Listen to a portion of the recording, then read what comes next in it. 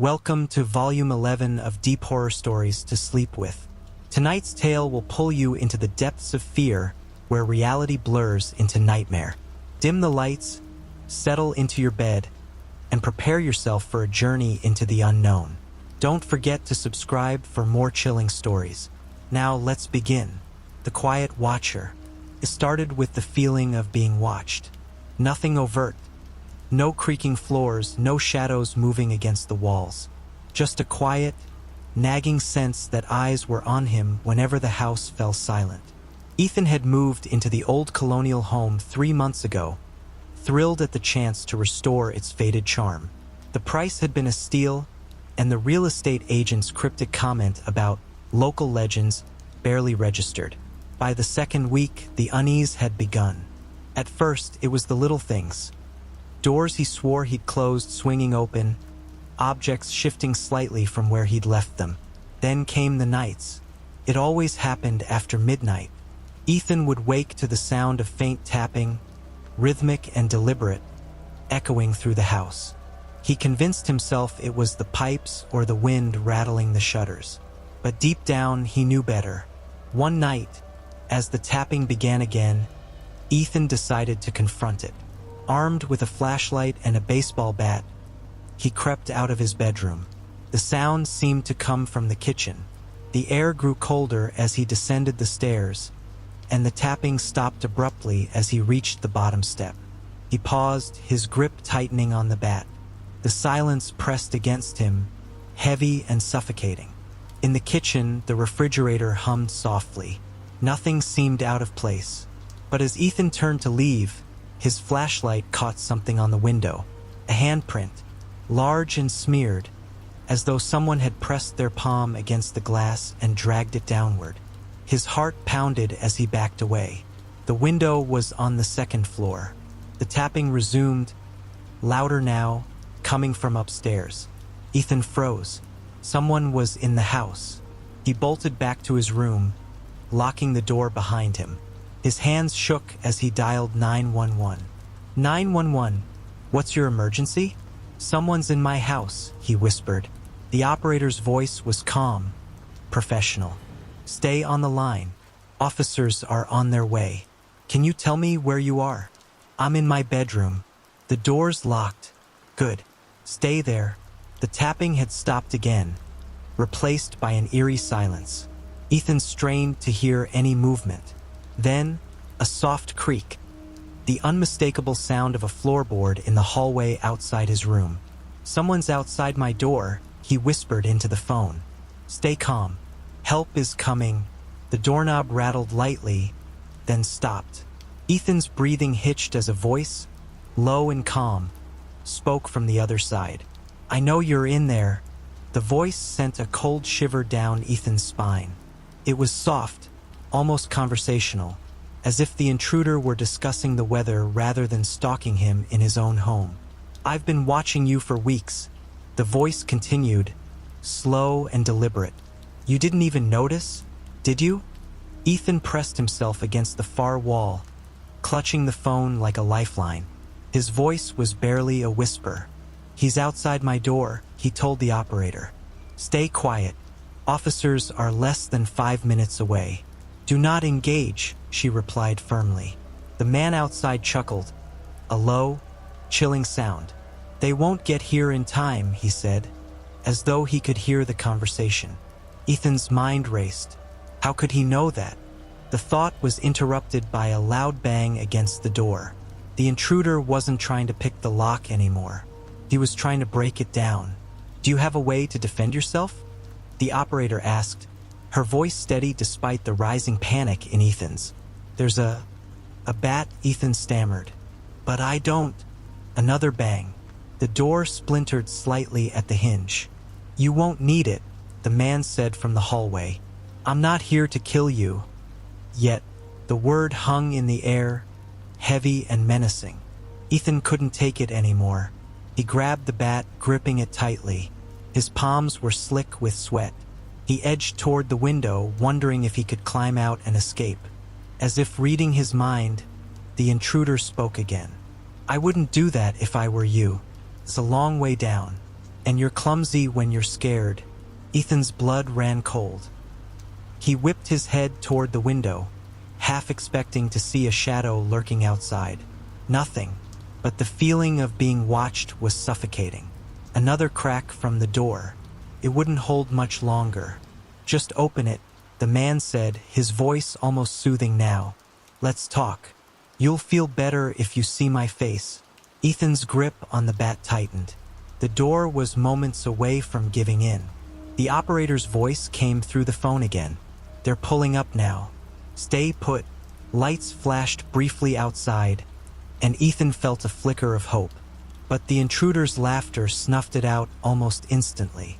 Too late, the man said, his tone dark and triumphant.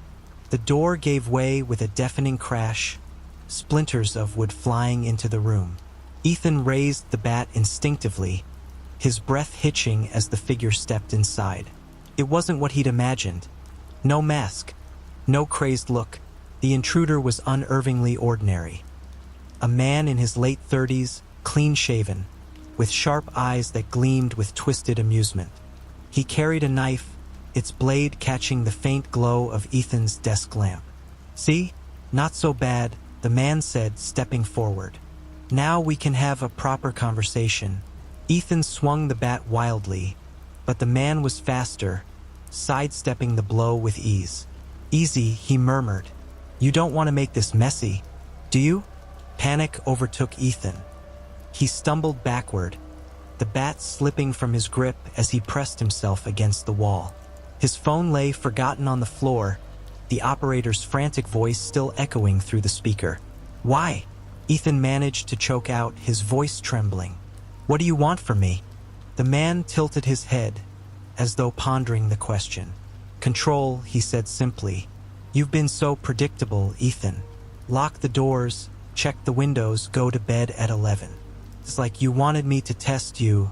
Ethan's heart thundered in his chest as the man raised the knife, pointing it at him like an accusation. Outside, the wail of sirens grew louder. Red and blue lights flickered through the curtains, casting ghostly shadows across the room. The man turned toward the window, his calm demeanor faltering for the first time. They're here, Ethan whispered, a mix of relief and terror in his voice. The intruder's jaw tightened. He stepped closer to Ethan, gripping him by the collar. You think this ends with them? He hissed. You'll never feel safe again. Every shadow, every sound. You'll wonder if it's me. Before Ethan could respond, the doorframe filled with a blinding beam of light. Police! Drop the weapon. The man hesitated for a fraction of a second, then released Ethan and bolted toward the hallway. Officers stormed in, tackling him to the ground with brutal efficiency. The knife clattered to the floor, spinning to a stop at Ethan's feet. He collapsed against the wall, trembling as the officers restrained the intruder. One of them crouched beside him. You're safe now, she said, her voice steady but kind. But as Ethan looked into her eyes, he knew it wasn't true. The man's words echoed in his mind. You'll never feel safe again. And deep down, he knew they were right.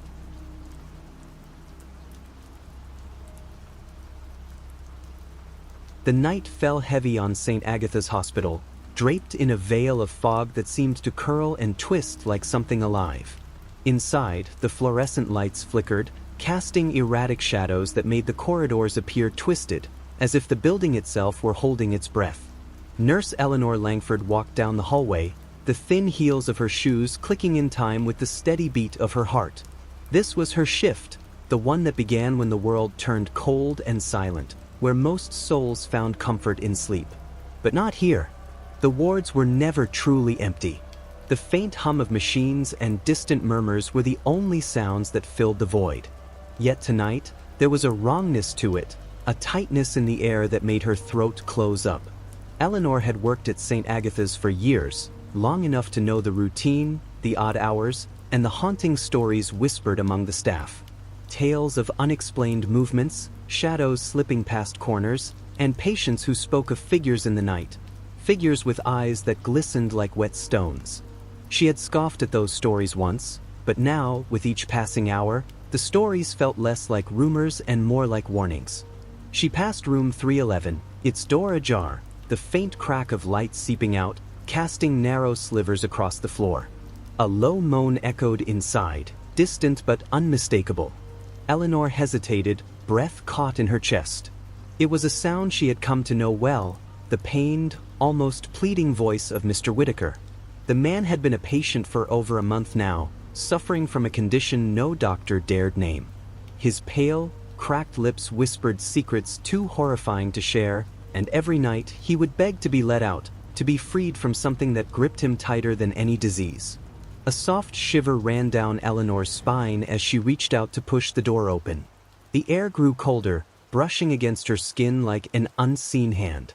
Inside, Mr. Whitaker lay twisted on the bed, his emaciated body shivering beneath the thin hospital sheets. His eyes, hollow and wide, fixed on her with an unnatural intensity. "I told you not to come," he rasped, the sound brittle as dry leaves. Eleanor stepped in, her fingers tightening around the handle of her clipboard as she forced herself to meet his gaze. The room smelled of antiseptic, but something else mingled in, a scent like rotting meat, sour and sickly. She swallowed hard, trying to steady her breath. "Mr. Whitaker, it's time for your medication," she said, the tremor in her voice betraying her. "No," he whispered, and the rasp of his voice seemed to echo, almost like a chorus. "Not tonight. Not tonight." The overhead lights flickered again, plunging the room into darkness for a moment that felt like an eternity. When they blinked back to life, something had changed. The room seemed to lean forward, its walls pressing in, breathing with a life of their own.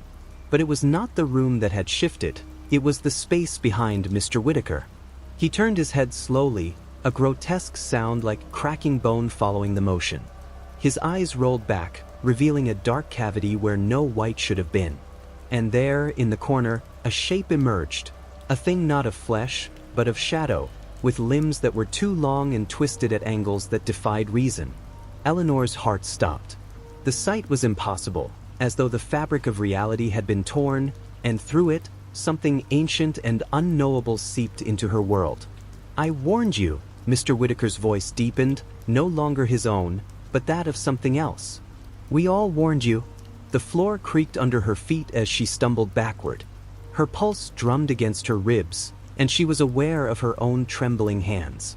The creature stepped forward, its movements liquid and unnatural, and as it did, the air thickened with a sound like rasping, scraping metal. Eleanor reached for her radio, but the static that burst forth was not the comforting buzz she expected. It was a voice, deep and guttural, whispering in a language that made her head spin and the blood freeze in her veins. Eleanor's hand trembled as she gripped the radio, the static hissing like a chorus of serpents. The voice behind it was sharp, dissonant, and ancient, sending a jolt of fear straight through her chest. She dropped it in her panic, the device clattering to the floor and releasing a spray of sparks that danced like fireflies in the dim light. The creature advanced, its limbs folding and twisting in ways that should have been impossible. Its torso was thin, almost skeletal, but wrapped in layers of shadow that shifted and pulsed, revealing glimpses of something like sinew and bone beneath. Eleanor's mind screamed at her to flee, but her legs felt as though they were cast in concrete, rooted to the floor by a force far stronger than her own terror. The hallway outside seemed to echo her dread, but the sounds that seeped in were not the usual hum of machinery or distant footsteps. Instead, they were guttural, wet sounds, the thud of something large and heavy dragging itself toward her. "Don't," Mr. Whitaker said, a voice torn between his own rasp and the deeper, sinister undertone that had emerged from his mouth. His eyes, once filled with confusion and pleading, now glistened with the kind of knowledge that made the mind crack. It knows. The creature's face, if it could be called that, was an ever-shifting blur of darkness, dotted with eyes that blinked and wept black tears. One of them locked with Eleanor's, and in that instant, she felt the world shift. Her thoughts splintered, and a cold, ancient voice whispered within her mind, an invitation to madness. "You will join us," it said, a promise that tasted of rot and decay. Her pulse quickened as the room darkened further, the walls now pressing in like the fingers of a malevolent hand. The air was rank with a tang of something metallic, and her vision blurred with a surreal, crimson haze. Eleanor could feel the thin membrane between sanity and insanity straining, as if it were about to snap. "No," she whispered, but the sound was drowned out by the echoing shriek of the creature. It lunged forward, its limbs slithering across the floor, and Eleanor stumbled backward, her vision spinning. A sudden thud rattled the room as a figure appeared in the doorway. A figure in a lab coat, face obscured by the shadows but moving with a sure, deliberate stride. It was Dr. Monroe, the night supervisor who had been an enigma since the day Eleanor first walked into St. Agatha's. His eyes, dark and hollow, met hers, and for the briefest moment, she thought she saw a glimmer of recognition. But it was gone in an instant, replaced by something else. "Get out," he rasped, though his voice was not entirely his own. Before she could move, the creature's sinewy arm shot out, knocking her to the ground. The cold bite of the linoleum floor burned against her cheek as the creature loomed over her, its form more solid now, a mixture of shadow and grotesque flesh. The foul stench was suffocating, and Eleanor could taste the sourness on her tongue as she tried to scream, but her voice was choked off by terror. Dr. Monroe moved forward, but he was no longer himself. His eyes, wide and glazed, held the dark, unknowable depth of a mind broken by something far worse than death. His mouth opened, but instead of words, a guttural growl escaped him, and from the depths of his throat came a shadow that reached out to Eleanor, tendrils writhing like hungry serpents. Eleanor's vision dimmed as her head spun, and the shadow coiled around her, cold and seeping into her very bones. The creature's eyes met hers again, and in that moment, she felt the boundaries of her sanity dissolve, replaced by a terror so profound, it became a part of her. The creature's whisper pierced her consciousness, each word like a shard of ice in her soul. "You cannot run from what you are." The world around Eleanor seemed to tilt, the walls of room 311 warping and folding in on themselves as though they were made of paper.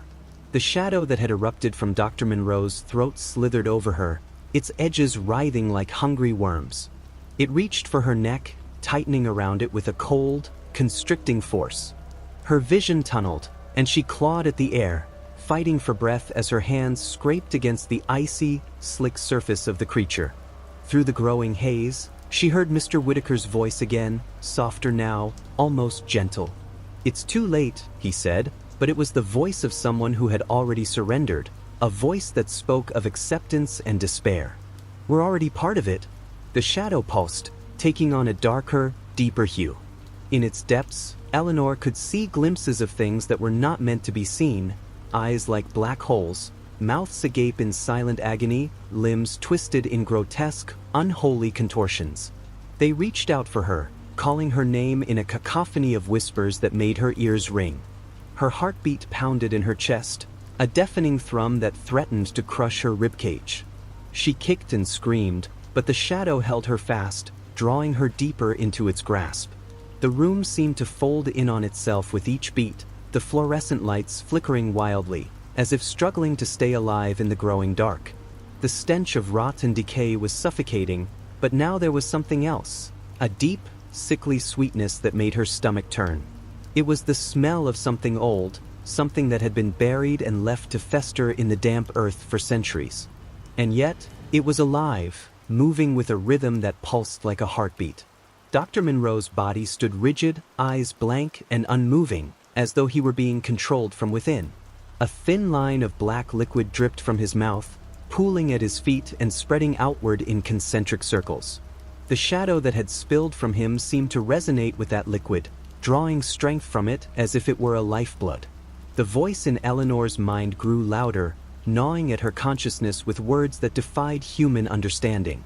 They were ancient, echoing in a language lost to time, filled with a weight that pressed against her sanity like a vice. She could feel the chill of it seeping through her veins, turning her blood to ice, making her limbs feel like lead. "I'm not ready," she whispered, the words slipping through her lips like a prayer, an invocation of denial. "Not ready?" came a voice from somewhere near, but it wasn't Mr. Whitaker. It was a sound like the screech of metal on metal, and when Eleanor turned her head, she saw the shadow twisting into a face, an amalgamation of every human expression twisted in agony and fear. The eyes were black and deep, and in them, she saw herself, caught and trapped like an insect in amber. "You were never meant to be," the voice rasped, and it was as if the creature had spoken the truth of all existence, a revelation that cracked her mind wide open. The walls groaned, the floor shivered, and she felt herself being pulled forward, pulled into that impossible living mass. The shadow was everywhere now, draped across the floor and climbing up her legs, cold and clammy. She was being swallowed by it, devoured by its strange, hungry embrace. The fingers that clawed at her were not her own, but something else, reaching, grasping, trying to pull her into the depths. The heartbeat in her chest slowed to a heavy, sluggish beat, as if it too was being devoured by the darkness. Eleanor gasped for breath, but no air came. Her vision blurred, the last thing she saw being the glistening, black eyes of the creature and the broken, pleading face of Mr. Whitaker. Eleanor's vision grew dim, the edges of her sight darkening into a thick, impenetrable shadow. Her body, once capable of movement and defiance, now felt as though it had been carved from stone, cold and lifeless. The pulse of the creature thrummed around her, a grotesque symphony that echoed the beating of her own heart, a heartbeat that was now erratic, desperate. The room had become a cavern of endless night, where time ceased to exist and the weight of silence pressed down with the force of a mountain. A low, guttural hiss erupted from the shadow, reverberating through her very bones. It was the sound of an ancient thing, something that had slumbered beneath the earth for eons, waiting for a crack to open and let it loose. Eleanor's breath caught in her throat, an iron grip of terror squeezing her from the inside out. She felt her sanity unraveling, thread by thread, as the creature's presence invaded every inch of her mind, every crevice of her soul.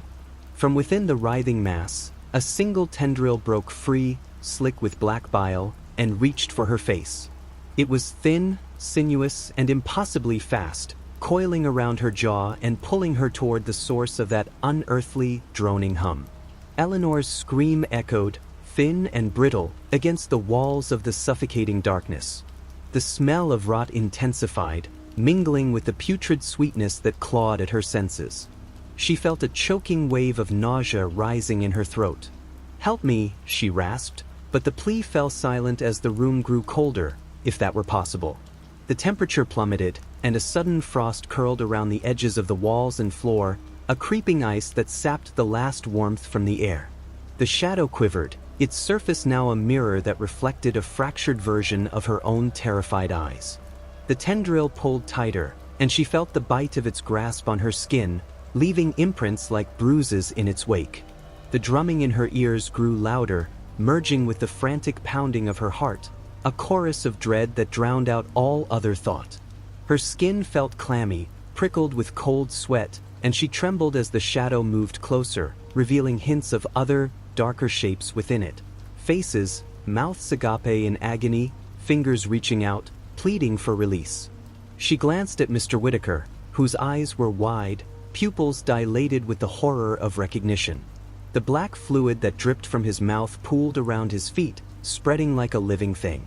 It crept toward her, dragging the scent of decay and ruin, and she realized, with a sickening jolt, that the floor beneath her had begun to crack and splinter, splitting open to reveal a void that pulsed with a rhythmic, pulsing light, something that moved and shifted, just beneath the surface, like a second heartbeat.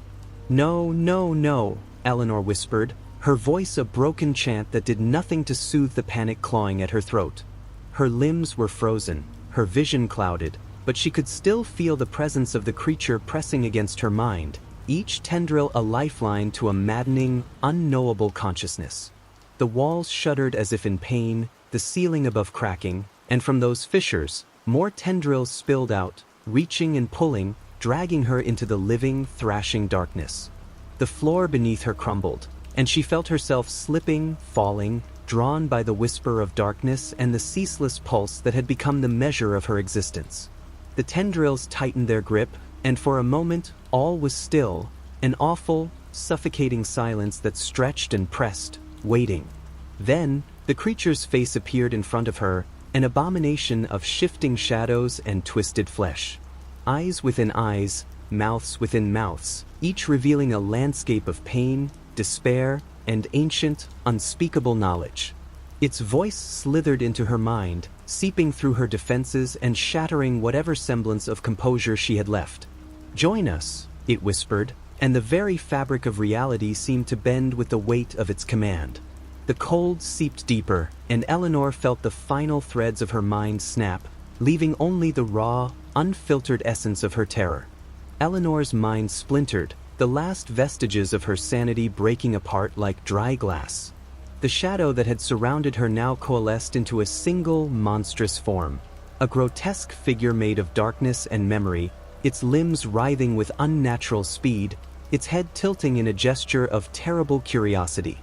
The room shrieked as if the walls themselves were in agony, the fluorescent lights shattering, and the cold intensified to an unbearable point, pricking her skin like 1,000 needles.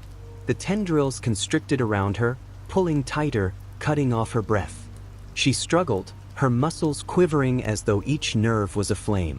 The creature's eyes, black voids of depthless malice, were fixed on her. It pulled her close, the sound of her heartbeat now a deafening roar in her ears. For a moment, the world was reduced to that single, suffocating gaze. "You have no choice," the creature murmured, its voice slicing through her mind, cold and implacable. The black liquid pooled beneath her, spreading like ink across the floor. It reached out, touching her shoes, crawling up her legs, seeking her warmth, her life. She screamed, a raw, desperate sound that seemed to reverberate off the walls, but it was met with silence, an oppressive, eternal silence that consumed the hospital room. The shadows around her began to twist, seething with anticipation, and in their center, the figure split apart like a wound opening, revealing a yawning, gaping maw of countless jagged teeth. Eleanor's vision blurred as a burning sensation swept through her, and she realized, with horror, that the black liquid had reached her skin, seeping into her pores. It wasn't cold, it was fire, a hellish, consuming fire that spread from her legs to her chest, making her scream again, this time in a raw, untamed agony that left her shaking. The creature's mouth opened wider, and the whisper of its voice, a serpentine hiss, reached her ears once more. "Death is but the beginning." Suddenly, the world buckled beneath her feet. The ground cracked and split, the darkness bleeding through the crevices.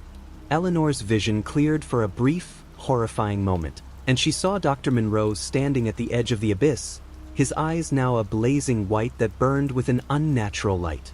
The shadow within him pulsed, sending ripples across the ground that seemed to reach for her, drawing her in. "Let go," he whispered, his voice broken as though the words had been torn from him. His expression twisted in what could have been guilt or sorrow. "You have to let go." Tears streamed down her face, mixing with the bile that rose in her throat. "No," she gasped, shuddering as the burning liquid consumed her chest, its searing tendrils inching toward her neck. She clawed at the air, her fingers brushing against the cold, sterile tiles, looking for something, anything, that might save her. But the tendrils were insatiable, more determined than any force she had ever known. The creature let out a roar, a sound that split the silence with a force that made her bones tremble. The air was now filled with the screech of metal, the roar of flames, and the desperate beat of her heart. The creature's maw opened wide, revealing a hollow that seemed to twist the fabric of space itself, a gate to an unspeakable void where light dared not venture. And then it began to pull. Eleanor's body was yanked forward, past the threshold of the room and into the yawning darkness, the walls shattering around her like glass under pressure. The scream that tore from her throat was not just a cry of terror, it was a sound of pure, primal dread, echoing in the empty corridors as the light around her blinked out, leaving only the sound of the creature's laughter, deep and unending. Her mind, torn between consciousness and oblivion, flailed as she was pulled into the depths of that darkness. The last thing she saw was the haunted face of Mr. Whitaker, eyes wide with a mixture of horror and something else, something she couldn't name. And then, as the tendrils wrapped around her and the world grew colder, the abyss took her, swallowing her whole, leaving nothing but the echo of her scream. The darkness closed in around Eleanor, an oppressive wave that crushed her body and twisted her soul. The tendrils, slick with the black, bile-like substance, coiled around her limbs with a relentlessness that defied reason. The room dissolved into nothingness, replaced by the yawning void where she now found herself, a place devoid of light or sound, save for the whisper of 1,000 agonized voices. The creature loomed behind her, its grotesque, shifting form blotting out what little was left of her vision. Eleanor's screams, raw and strangled, gave way to desperate sobs as the reality of her fate sank in. The black liquid had spread through her veins, crawling with an insidious hunger that turned her blood to fire. She convulsed, the muscles in her arms and legs spasming uncontrollably, locking her in place. Pain roared through her, a deep, insufferable torment that tore at her very core, unraveling her flesh from the inside out. The creature's maw, now a chasm of jagged teeth and glistening, pulsing tendrils, opened wider, emitting a sound that was both a roar and a mournful sigh. From the darkness, a sharp, metallic sting surged through her chest as one of its tendrils plunged deep into her, breaking skin, muscle, and bone. The force of it ripped into her ribs with a sickening crack that echoed in her ears. Eleanor's vision darkened, a shiver of cold spreading from her heart to her limbs. As the creature's tendrils dug deeper, her skin split open, dark ichor seeping from the wound and mixing with the blackness that encased her. The tendrils pulled and twisted, warping her body in unnatural ways, contorting her muscles as if they were pliable wax. A guttural sound rose from her throat, half a scream, half a choking gasp, as her ribs fractured under the pressure. Her chest expanded and collapsed, a gruesome parody of breathing, as blood leaked from the corner of her mouth. Her hands, trembling with the last vestiges of will, reached up to the wound in her chest, fingers slipping through the dark, viscous fluid. The pain was all-consuming, every nerve in her body screaming for release that would never come. The creature's laughter resonated, a deep, resonant sound that made the walls of the darkness shudder. The final seconds blurred together, filled with agony and the deafening chorus of her failing heart. Her vision tunneled, the edges blackening as the darkness whispered its victory. The last thing she saw before the pain consumed her entirely was the face of Dr. Monroe, his eyes wide, filled with both regret and terror.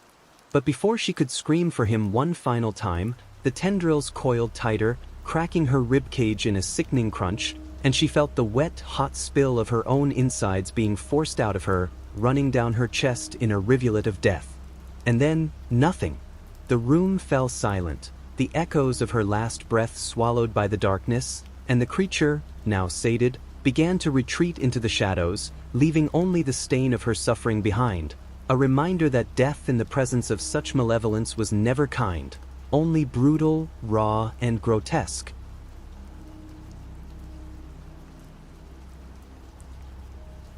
The wind howled through the trees, an eerie sound that echoed through the barren landscape. The once thriving town of Hollow Creek now stood in ruin, its buildings crumbling like the remnants of a forgotten nightmare. The streets, once lined with laughter and life, were silent. A thick fog had settled over the town, obscuring everything within it. The kind of fog that made your skin crawl and your breath feel colder than it should be. In the center of it all, a house stood, unassuming, except for the whispers that had followed it for generations. The Blackthorn House. It was said to be cursed. No one had lived there for decades, but its presence loomed over Hollow Creek like a dark specter. Stories of strange happenings, of people disappearing without a trace, of odd noises in the dead of night. These were the things that kept the townsfolk from venturing near. And yet, there were always those who couldn't resist the pull of curiosity. It was to this house that Michael, an investigative journalist, had come. A man used to chasing the truth, no matter how dark or dangerous it might be. He had heard the stories. He had read the legends. But he wasn't here for the tales or the rumors. No, Michael had a single goal in mind: to uncover the truth behind the Blackthorn House, to prove once and for all that the supernatural could be explained away. The door creaked open as he stepped onto the rotting porch. His flashlight flickered in his hand, the beam casting long shadows across the cracked wooden floor. Every step he took seemed to echo unnervingly in the empty space around him. The air was thick, heavy with dust and the scent of decay. His heart raced, though he refused to acknowledge it. Fear was something for the weak, something for those who let their imaginations run wild. He wasn't one of them. He was here for the facts, the truth, nothing more. He pushed the door open further, stepping into the hallway. The house was cold, its atmosphere thick with the oppressive weight of something that had once been alive but now was long dead. The walls, lined with peeling wallpaper, seemed to close in on him as he moved deeper into the house. Every room he passed seemed to whisper to him, voices muffled and indistinct, but undeniably present. Michael reached the staircase. The wooden steps groaned beneath his weight, protesting each step he took. He hesitated for a moment at the top, the darkness above him swallowing his flashlight's beam, but he pushed forward. His mind was set. Nothing would stop him now. At the end of the hallway, a door stood ajar. He approached it cautiously, his breath shallow in his chest. The floor creaked beneath his feet, and the door swung open with a disturbing ease. Inside was a bedroom, its contents covered in dust and cobwebs. The bed was empty, the sheets a faded yellow, but it was the other objects in the room that caught Michael's attention. An old rocking chair sat by the window, its seat gently swaying as if disturbed by an invisible force. A dresser stood against the wall, its drawers slightly ajar, revealing nothing but empty space. And in the corner of the room, facing the wall, stood a tall, thin mirror. It was the only thing in the room that didn't seem to have aged, its surface polished and reflecting the dim light from Michael's flashlight. He approached the mirror, his reflection distorted by the light. As he gazed into it, a strange unease settled in his stomach. There was something off about it, something that didn't belong. Then, without warning, the reflection shifted. Michael's breath caught in his throat. The room behind him seemed to twist and bend, the walls stretching impossibly. In the mirror, a figure emerged from the shadows, its outline blurred and indistinct. It was tall, thin, its movements jerky and unnatural. Michael spun around, heart pounding in his chest, but there was nothing behind him, only the cold, empty room. The figure in the mirror had vanished. He staggered back, nearly tripping over a loose floorboard. Sweat beaded on his forehead as he tried to calm his breathing. The logical part of his mind screamed at him to leave, that it was all just a trick of the light, his mind playing games on him. But he couldn't shake the feeling that something was terribly wrong.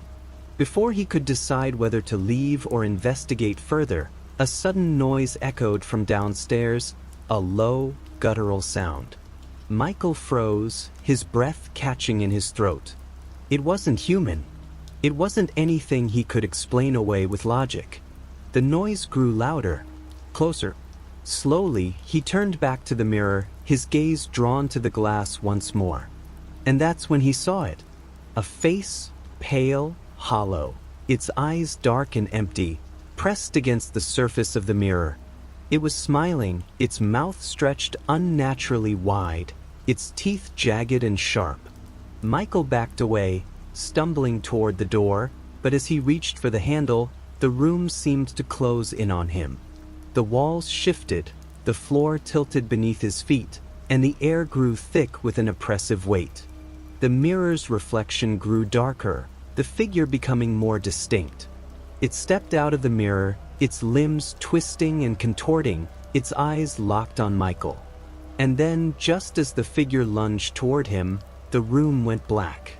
Michael awoke with a start. His body was cold, his heart hammering in his chest. He was no longer in the room. He was lying on the floor in the hallway, the same hallway he had entered earlier. The house was silent again, but something had changed. The air felt heavier, charged with an unseen presence. And then a voice, a whisper, echoed through the silence. "Welcome home." Michael's blood ran cold. The door slammed shut behind him, and in the darkness he understood. He was never leaving. The room seemed to pulse with an unnatural energy. Michael's hands trembled as he reached out to touch the floor, his fingers brushing against the cold, damp wood. His heart pounded in his chest, each beat reverberating in his ears. He could feel the presence closing in, like something was waiting, watching, lurking just beyond his reach. His breath hitched as he slowly pushed himself to his feet, the silence pressing down on him like a vice. The whisper, faint but chilling, had come from nowhere and everywhere at once. It wasn't just a voice. It was a feeling, a sensation that wrapped itself around him like a suffocating fog. "Welcome home." The words replayed in his mind, but the meaning behind them was as elusive as the figure in the mirror. Was it real? Was he truly trapped? Or was his mind starting to unravel, finally succumbing to the dread that had been building ever since he stepped foot into this forsaken house?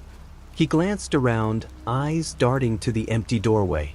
The house was dark, save for the dim light from his flashlight. It flickered uncertainly as he took a slow step toward the stairs. He couldn't stay here. Not like this. He had to leave. He had to get out before whatever was here consumed him entirely. The air grew colder as he descended the stairs, his footsteps soft against the rotting wood. The oppressive silence was broken only by the sound of his breathing, shallow and uneven. He reached the bottom of the stairs and hesitated, feeling an unsettling pull toward the front door. But as his hand touched the handle, a sudden, violent force slammed into his chest, throwing him backward onto the floor. The flashlight tumbled from his hand, its beam casting long, distorted shadows across the walls. Before he could react, the darkness seemed to shift around him. The floor beneath him groaned, and a low, guttural growl filled the room. His eyes widened in terror as the shadows along the walls began to take shape, dark, twisted forms that writhed and slithered like insects. Something moved in the corner of his vision, a flicker of motion too fast for him to catch. His breath quickened, panic rising as the shadows stretched and contorted into figures, shifting and twisting into shapes that defied logic. He scrambled to his feet, heart racing, but before he could make it to the door, the shadows lunged forward. A cold, clammy hand grasped his ankle, pulling him back with an unnatural strength. He screamed, desperately trying to free himself, but the grip tightened, pulling him deeper into the darkness. The floor seemed to bend beneath him, the walls warping as though they were alive, closing in on him. His fingers scraped against the wooden planks as he tried to crawl away, but the shadows had already surrounded him. They were everywhere now, undulating shapes with no true form, just endless masses of blackness that pulsated with an almost malevolent energy. "Help me," Michael gasped, his voice barely a whisper as the dark tendrils snaked around him. His chest tightened as though the very air was being sucked out of the room. He could feel the cold seeping into his bones, the weight of the darkness pressing against his body. A voice, low and breathy, echoed from the shadows. It wasn't the same whisper from before. This was deeper, darker, more threatening. "Too late," it hissed. "You've always belonged here." The words sent a shiver down his spine. His mind raced, trying to comprehend what was happening, but nothing made sense. The world around him seemed to be warping, bending under the pressure of something far worse than he could ever imagine. The shadows constricted tighter around him, choking him, suffocating him. He gasped for air, but it was as if the very space he occupied was being drained of life, leaving him helpless in the grip of whatever force had taken hold of the house. Then, as if on cue, the world went still. The pressure on his chest released. The shadows recoiled for a moment, as if waiting. Michael's mind buzzed with confusion. Was it over? Had they let him go? But the silence was unbearable, and his pulse quickened as he realized that the true horror wasn't in the darkness or the shadows themselves. It was in the silence. The complete, soul-crushing silence that now surrounded him. The floorboards creaked beneath his feet once again, but this time, it was not his movement. The sound came from somewhere deeper within the house. His stomach churned with dread, but he couldn't look away. The door, the very one he had tried to escape through, was no longer in front of him. Instead, the walls had shifted, and a narrow hallway stretched out before him, dimly lit by flickering candles.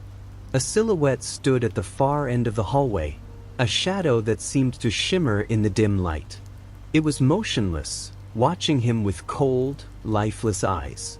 And as Michael's breath caught in his throat, the figure slowly began to move. With each step it took, the air grew colder, heavier. The once silent house was now filled with the echo of footsteps. Slow, deliberate, unforgiving. Michael's legs felt like lead, but he forced himself to take a step forward, determined to face whatever lay ahead. He couldn't back down now. There was no going back. He didn't know what was waiting for him, but he knew one thing for certain. This house would never let him leave. I don't want it to end yet, so rewrite it again. ChatGPT plus. ChatGPT. The figure's movement was slow, deliberate, its limbs stretching and bending unnaturally, like a shadow made flesh. Michael's heart pounded in his chest, a frantic rhythm that matched the wild thoughts racing through his mind. Each step it took felt like an eternity. It was getting closer, too close, and his instincts screamed at him to run, to flee, but his body refused to obey. The house felt alive, as though the walls themselves were closing in, suffocating him with a pressure he couldn't escape. The air was thick, cold, every breath coming in shallow gasps as Michael tried to steady himself. But the figure, whatever it was the only thing that seemed to matter now. He couldn't look away, couldn't take his eyes off it. As it drew closer, Michael's mind screamed at him to run, to do anything to escape, but his legs felt like they were made of stone, rooted to the floor, unable to move. The temperature continued to drop, the chill biting into his skin, his breath fogging the air in front of him. He was trapped, cornered, and with every second that passed, he could feel his sanity fraying at the edges. The figure moved like liquid, flowing rather than walking, its body an ever-shifting blur of darkness that stretched beyond what was physically possible. The space around it seemed to warp, bend, and twist with every movement, as though reality itself was breaking apart in its wake. Michael's vision was beginning to swim. His mind couldn't focus on anything other than the figure before him. It was close now, standing just a few feet away. He could feel the cold radiating from it, could smell the faint stench of decay, of something rotten and forgotten. And then it stopped.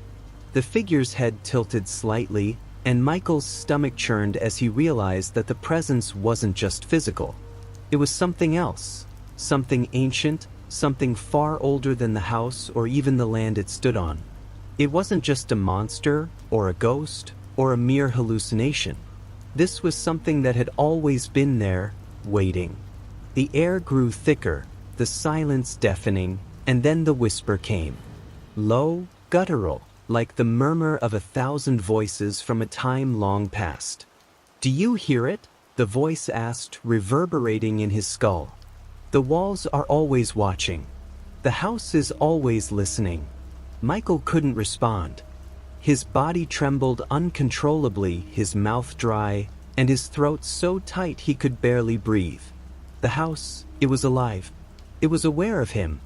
It had been watching him since the moment he stepped through the door. He tried to move, tried to force his limbs to respond, but they wouldn't. His body was frozen in place, his mind spiraling into panic.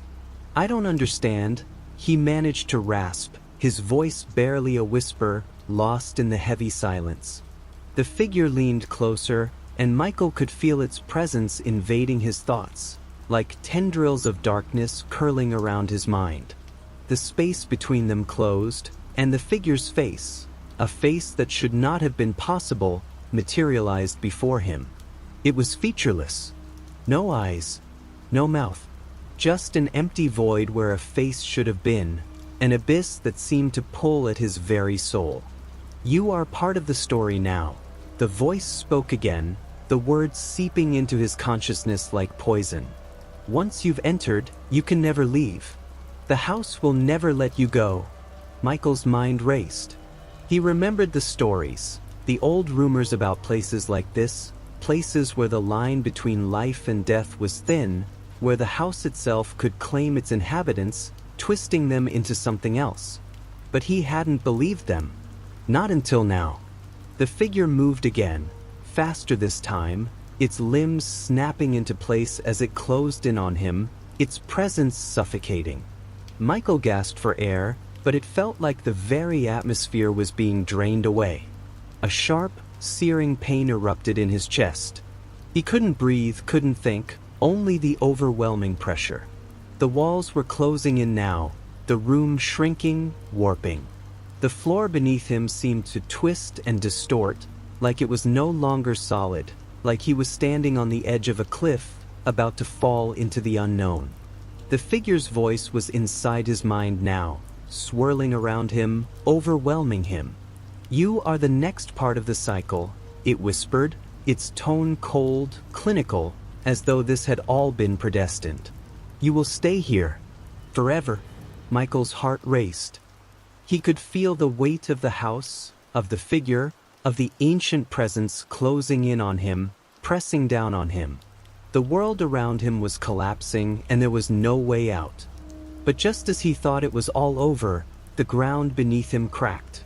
A deep, resonating sound, like the breaking of stone, filled the room, and the walls trembled. Michael's eyes widened as he saw a faint glow, a soft, almost imperceptible light, flickering in the distance, a small beacon in the overwhelming darkness. The figure's head snapped toward the light, and for a brief moment, there was something like hesitation in its movements. It turned back to Michael, its empty face mere inches away from his, the air thick with cold dread. "You think you can escape?" it hissed, its voice low and mocking. "There is no escape. You belong to us now." Michael's pulse quickened as the light grew stronger, brighter, cutting through the suffocating darkness. It wasn't a salvation, but it was something. And that something was enough to stir a flicker of hope in his chest. The figure hissed again, a sound like nails on a chalkboard, and Michael felt a sudden surge of adrenaline. His legs, numb with terror just moments ago, began to move. It wasn't much, but it was enough to push him toward the light. The house shook violently, as though it was fighting to hold him back. The walls groaned, cracking, splintering as though it were alive, desperate to drag him back into its suffocating embrace.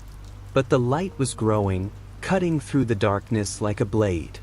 For a moment, Michael dared to believe he could escape. But as his hand reached toward the light, the world around him shattered. Everything went black. The blackness was like a void, an infinite expanse that stretched on forever. No walls, no floor, no sense of direction. Just emptiness. For a moment, Michael didn't even know if he was still alive or if he had already crossed into whatever lay beyond death. His breath came in sharp, panicked gasps, and his chest ached from the absence of the pressure he had felt moments ago. Was the house still with him? The figure? He couldn't tell. There was nothing here but silence, and yet the silence felt as though it were alive, listening, watching. Then a sound. A faint hum, like a distant melody playing out of tune, echoed in the void. It was coming from somewhere, though Michael couldn't say where. It was just there, a subtle vibration that seemed to vibrate in his bones, in his very soul. And then he saw it. A single, small light flickered in the distance. It was nothing compared to the blinding glow he had seen before, but it was something. A point of clarity in a world that had been nothing but dark. Michael couldn't help himself. He moved toward it, his feet seemingly finding the ground even though it hadn't been there a moment ago. The light grew larger, its outline taking shape, but something wasn't right. The closer he got, the more distorted the light seemed to become. It warped and flickered like a faulty bulb. The edges blurred and twisted, and Michael's heart began to pound again. Was this the same light from before? Or was this something else, something far more sinister? Suddenly, the void around him shifted. The walls began to appear again, but they weren't the walls of the house. They were something worse, something alien, something wrong. They were jagged, like the edges of a broken mirror, distorting his reflection as they warped and cracked. The light pulsed once, twice, and then he heard the sound again, the humming that had drawn him in. But this time, it wasn't just a hum. It was a voice, a whisper, low and guttural, seeping into his ears like a poison. Not yet. Michael stopped. His legs froze. His mind screamed, trying to make sense of what was happening, but all he could hear was that whisper, winding around his thoughts, squeezing them tight. Not yet, it repeated, the voice more insistent now. Then the light shattered, splintering like glass. The pieces fell away, one by one, disintegrating into the air like smoke, leaving Michael in a darkness far colder than before. The walls closed in around him, not from every direction, but in patches, like some sort of uneven dreamscape coming into focus. And then he heard it. Footsteps. Slow, deliberate, the sound of something heavy and persistent dragging itself toward him. He couldn't see what it was. His eyes were too frantic, too desperate to focus, but he could feel its presence. A weight in the air that pressed down on his chest, suffocating him. Michael's breath quickened as the footsteps grew louder, closer, the rhythmic sound reverberating in his skull. He tried to move again, but his body felt paralyzed, as though the very air around him was holding him in place, trapping him in an invisible cage. "Please," he whispered, his voice cracking. "Please, no more." But the footsteps didn't stop. They didn't even falter. There was a sickening familiarity to them, something that made Michael's stomach churn. And then it spoke. Not in words, but in a language older than any he knew. It was a sound that didn't make sense, yet somehow, in the deepest parts of his mind, it did. He understood it. He felt it. The walls trembled, and the air grew colder still. Michael's heart raced, his breath shallow as he struggled to make sense of the impossible. Suddenly, a deep, rumbling growl filled the space around him. It was like a vibration through the floor, crawling through his bones. The walls shifted again, this time growing jagged, the air thickening with something vile and suffocating. Michael couldn't tell if he was still dreaming or if he was awake. Nothing made sense. The footsteps kept coming, the low, guttural growl growing louder with each passing moment. It was coming for him. He didn't know what it was, didn't know what was going to happen next. But he knew with an undeniable certainty that it was too late to turn back. Not yet, the voice whispered again, like a cruel promise. Then the world broke apart.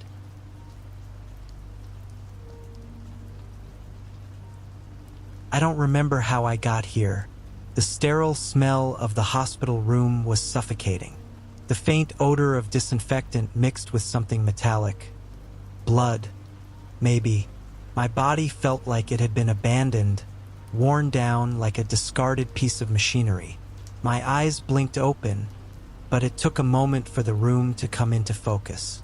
My head pounded, a dull throb behind my eyes that felt like it might shatter my skull. I tried to move, but everything felt heavy, sluggish. My arms and legs felt foreign, like they belonged to someone else. My chest ached, every breath a struggle. A wave of panic surged up in me. What had happened? Where was everyone? The beeping of the heart monitor was steady, almost reassuring in its monotony. But it felt wrong, like a song stuck on loop, a reminder of something that shouldn't exist. I tried to sit up, but the room swam before my eyes. The sharp edges of the fluorescent lights above flickered, the buzzing hum almost maddening. I closed my eyes again, willing my body to obey. When I opened them once more, the truth hit me. I was alone. There was no one around, no doctors, no nurses, no patients. The empty room seemed to press in on me. I could hear the distant sound of someone moving outside, but it was too faint to make out. "Hello!" My voice cracked, dry as sandpaper, and I winced at the sound. But there was no response. Nothing but the low hum of electricity and the soft ticking of a clock somewhere in the distance. A chill ran down my spine. The memories were blurry. Fragments of screams, sirens, and chaos. The world had been falling apart, but I couldn't piece it all together.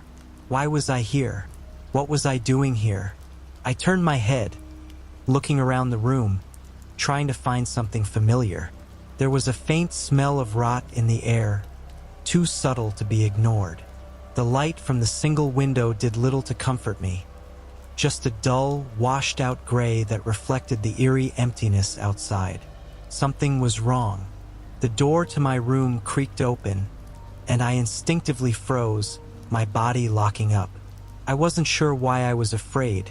This person had to be the one to help me, right? But the woman who stepped in was not what I had expected. She was disheveled, her white hospital gown stained with something dark and brown. Her face was gaunt, hollow cheeks, eyes wide but sunken. She didn't look at me directly, her gaze darting to the side as she shuffled inside. Her movements were slow and jerky, like someone trying to move through deep water. "You're awake," she muttered, her voice hollow. The words hung in the air like a ghost. She didn't meet my eyes, instead adjusting the stand by the side of my bed. Her hands were trembling, and she constantly glanced toward the door behind her, her eyes flicking nervously. She turned to leave without another word. "Wait," I managed, my voice barely audible, but she didn't stop. Her footsteps echoed down the hallway, far too loud for the silence of the hospital. I stared at the door, unable to follow. My legs felt too weak. Why wasn't she telling me what had happened? I needed to get out. I slowly sat up, my legs swinging over the side of the bed, the floor cold against my bare feet. The dizziness hit me again, a wave of nausea rising in my throat, but I pressed forward. I grabbed the stand for support, using it like a crutch as I took unsteady steps toward the door. Each creak of the floorboards beneath my feet sent shivers up my spine. The hospital was eerily quiet, too quiet. The hum of electricity was the only sound, but even that seemed to be fading. The walls around me, once white and pristine, were now cracked and chipped. There was a thin layer of dust on everything, like the place had been abandoned for much longer than it should have been. I reached the door and cautiously pushed it open. The hallway outside was dark, lit only by flickering overhead lights that seemed ready to die any second. I paused, listening. I could hear the faint sound of movement, something scraping, and a low growl. The sounds were distant but unmistakable. Panic clawed at my chest. I needed answers. I stepped into the hallway, keeping my back against the wall, moving as quietly as I could. The floor beneath me was cracked, the walls stained with marks I didn't recognize. There was no sign of life, no other doctors or patients. Then I heard something else. A scream, not distant this time, close.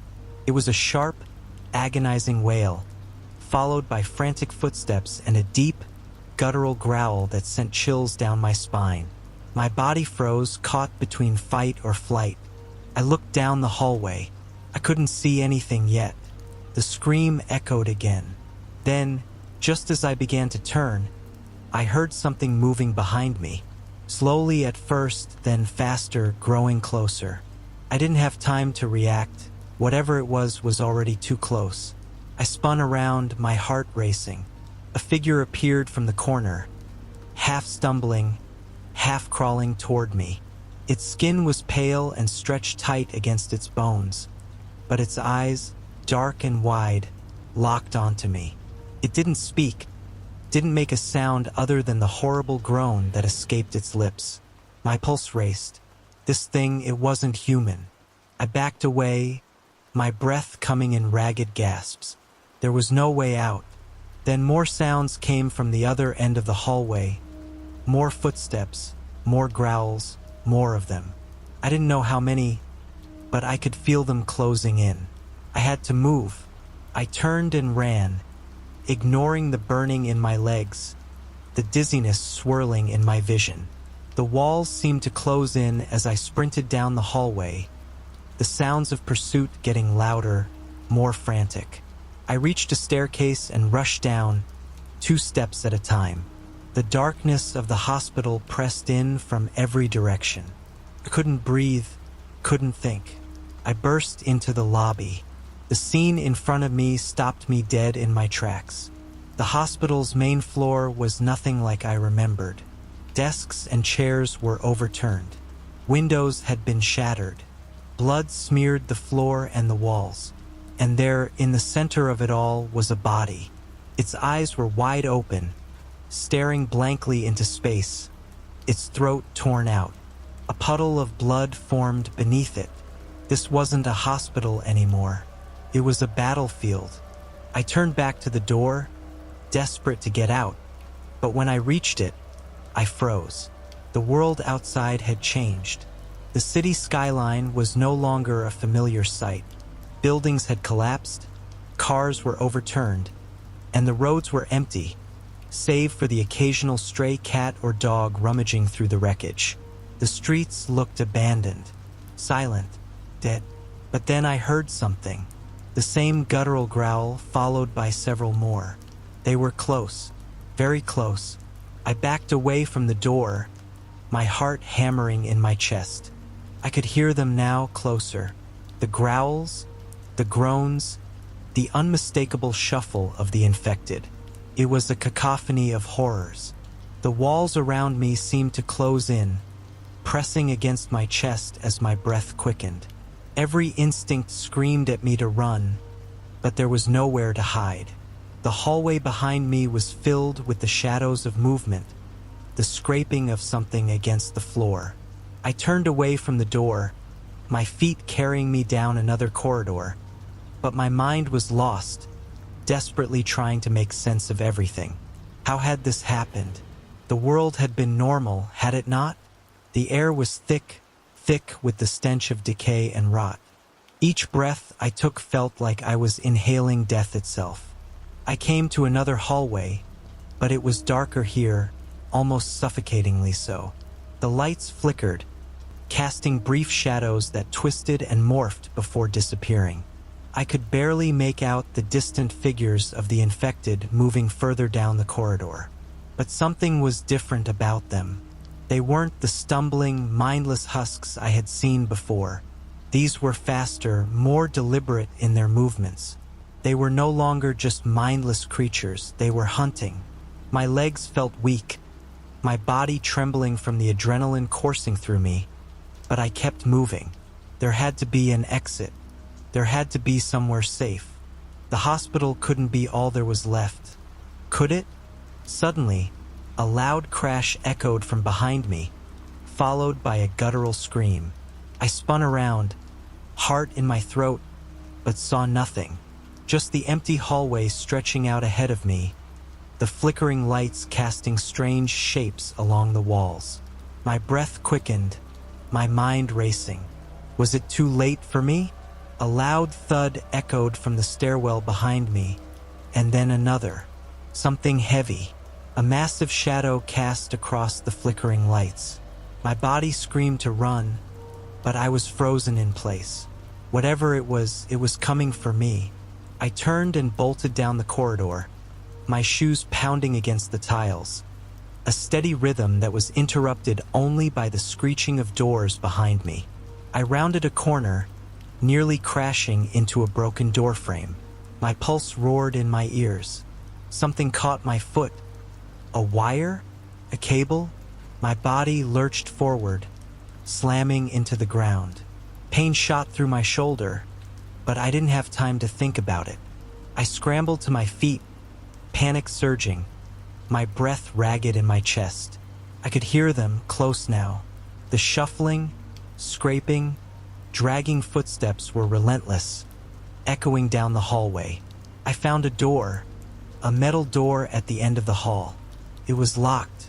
I yanked at the handle, trying to force it open. My hand was slick with sweat, fingers trembling as I fumbled for the key. There was no key, no time. I had to think. I had to get away. I glanced behind me. The first of the infected rounded the corner, its eyes wide, its mouth open in a grotesque howl, and its skin stretched tight over its bones. It lunged forward, and I had no choice but to jump to the side. I collided with the metal door, its body crashing against the cold steel, but I knew it wouldn't stay down. I turned and ran again, pushing myself harder than I ever had before. I could feel the coolness of the air from an open window further down, the only sign of any life outside this hellish place. But before I could reach it, I was met with another nightmare. The entire hallway ahead of me was blocked. Walls had been torn down, furniture overturned, debris everywhere. I was trapped. I spun around to find the other infected closer, some limping, others sprinting with unnerving speed. It was no use. They were too fast. I was too weak. Desperation clawed at my chest. I reached out, pushing against the broken wall, trying to find an opening. And then I heard a voice, a faint whisper, barely audible over the chaos. "Jim, Jim, over here." I froze, eyes scanning the rubble. It was the woman from earlier, the one I'd seen before the coma in the hallway. Her face was twisted, her expression frantic as she moved through the darkness toward me. She didn't seem to be concerned with the infected anymore, just her eyes locked on me. "You need to come with me. It's not safe here," she whispered urgently, pulling at my arm. She was shaking, her grip tight, but she wasn't pulling me away from the danger. She was leading me straight toward it. I shook my head, trying to pull away, but the infected were closing in. The whispers grew louder, but her voice remained calm, insistent. "Trust me, Jim. If we don't go now, it'll be too late." The creatures were almost upon us now. I could see their faces contorting, mouths drooling, eyes wide with hunger. I didn't have time to think. Without another word, I followed her, stumbling through the debris. She pulled me through the wreckage, toward a small door at the far end of the hall. As we reached it, the door opened before we could even reach the handle. The darkness beyond it seemed to swallow us up, but there was no turning back now. The infected were almost on top of us. I could hear their snarls, the pounding of their feet against the broken floors. The woman shoved me into the darkness, slamming the door behind us.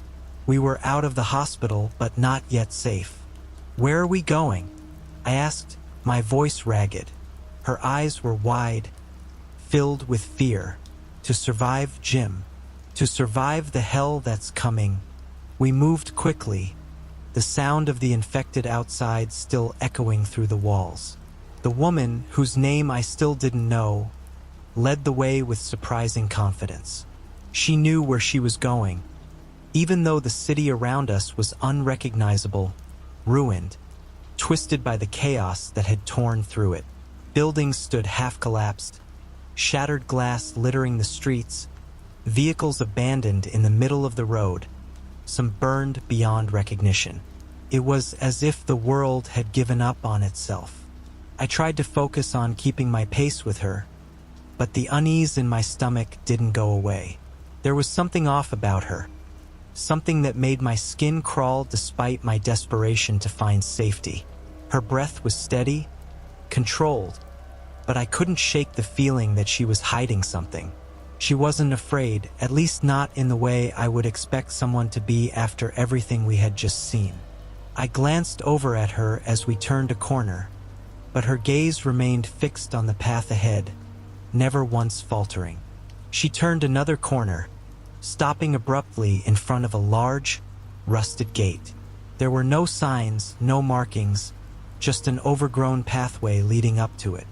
I didn't know where she was taking me, but my instincts told me I shouldn't trust her. "We're close now," she said, her voice quiet but resolute. I nodded, swallowing hard. I had no choice but to trust her, for now. My body was screaming for rest, for something to ease the gnawing hunger and thirst, but there was no time to think about that. I could hear the infected getting closer, their growls growing louder with every passing second. She reached for a small box by the gate and punched in a code. The heavy metal door creaked open, revealing a small courtyard surrounded by high walls. The air was thick, almost oppressive, and there was a strange stillness about the place, as if nothing had moved here in a long time. "Where are we?" I asked, my voice barely above a whisper. "Safe," she replied, though the uncertainty in her tone made my stomach twist. We stepped inside, and the door slammed shut behind us. The sound of the lock clicking into place echoed through the courtyard like a death knell. The place looked like a makeshift compound, its walls high and reinforced. There were a few people scattered about, though they didn't seem overly concerned with our arrival. Most of them just stared at us from a distance, their faces pale, drawn. They were survivors like us, but something about their eyes told me that they had been through things far worse than I had. We were ushered to a small building near the back of the compound, its windows covered in what looked like thick black tarps. Inside, it was dim, the only light coming from a single flickering bulb overhead. There was a small cot in the corner and a table covered in papers and maps. A few people sat at the table, their eyes flicking up at us as we entered. "You're not the only one who's woken up," the woman said, her voice oddly cold now. "You're not the only one who's survived this long." I didn't know what to say. Everything felt off. My mind was still spinning from everything that had happened. The hospital, the chaos, the infected. I just wanted answers, wanted to know how to make sense of it all. A man at the table stood up and stepped toward me. His face was scarred, his eyes tired, but there was a strange intensity in his gaze. "You're not safe here either," he said flatly. "None of us are. They'll find us eventually. It's just a matter of time." I felt a chill run down my spine. "Who?" I asked, unable to keep the fear from creeping into my voice. "The infected?" He continued, his voice low, almost mocking. "No, not them. They're just animals now. You know that. But there are others. People who want to use us for something. Some kind of experiment." My mind raced. I thought of the whispers I had heard earlier, the ones that had led me into the darkness. Had I been brought here for a reason? The woman, who had been silent until now, stepped forward. "We're not safe because of the infected. We're not even safe from them," she said, her eyes flicking toward the man at the table. "There's something worse out there. Something human." I didn't want to believe it. I didn't want to think that after everything, the nightmare was still just beginning. But the look in her eyes, the cold certainty, told me it was true. "The survivors," the man at the table muttered. "The ones who are behind all of this. They're hunting us." I felt the blood drain from my face. Hunting us? I tried to force out the panic rising in my chest. There had to be a way out of this. There had to be some kind of plan, some escape. But the more I thought about it, the more I realized the truth. This world was no longer the one I had woken up in. Everything had changed, and survival was no longer just about escaping the infected. It was about something far worse. There was a long silence in the room, one that stretched into the thick air. The woman and the man exchanged a look, one that told me they had been preparing for this moment, even though I hadn't yet begun to understand what it meant. "Rest, Jim," the woman said, her voice softening for the first time. "We'll need you tomorrow. There's a lot you need to learn." And just like that, I realized there was no escape. I wasn't just fighting for my life anymore. I was fighting for something far darker. The apartment complex was nestled in the middle of a quiet street, its windows boarded up, its door reinforced with heavy metal. There was something oddly calm about it, as if the world outside had ceased to exist. The woman led the way again, her footsteps slow and deliberate. I could feel the tension in the air. We had been moving in silence for what felt like hours, the only sound being the occasional shuffle of our feet on the cracked pavement. The apartment complex loomed ahead, a haven, or so I hoped, where we might find some answers. As we approached the door, the woman hesitated, glancing over her shoulder. "Stay close," she murmured. "We don't know if they're still here." Before I could ask who, the door creaked open, and a man appeared in the doorway, a faint light from inside spilling over his face. His clothes were a bit disheveled, but there was something reassuring about the way he looked at us. His eyes were kind, and there was no hint of aggression in his posture. He seemed normal in a world that had long stopped being normal. "Are you?" he started, his voice cracking slightly, but then he stopped, as if he could already tell we weren't infected. His gaze shifted to the woman, and then back to me. "We're looking for shelter," the woman said, her tone softer now. She nodded at me, indicating that I should speak. "Yeah," I added, trying to keep my voice steady.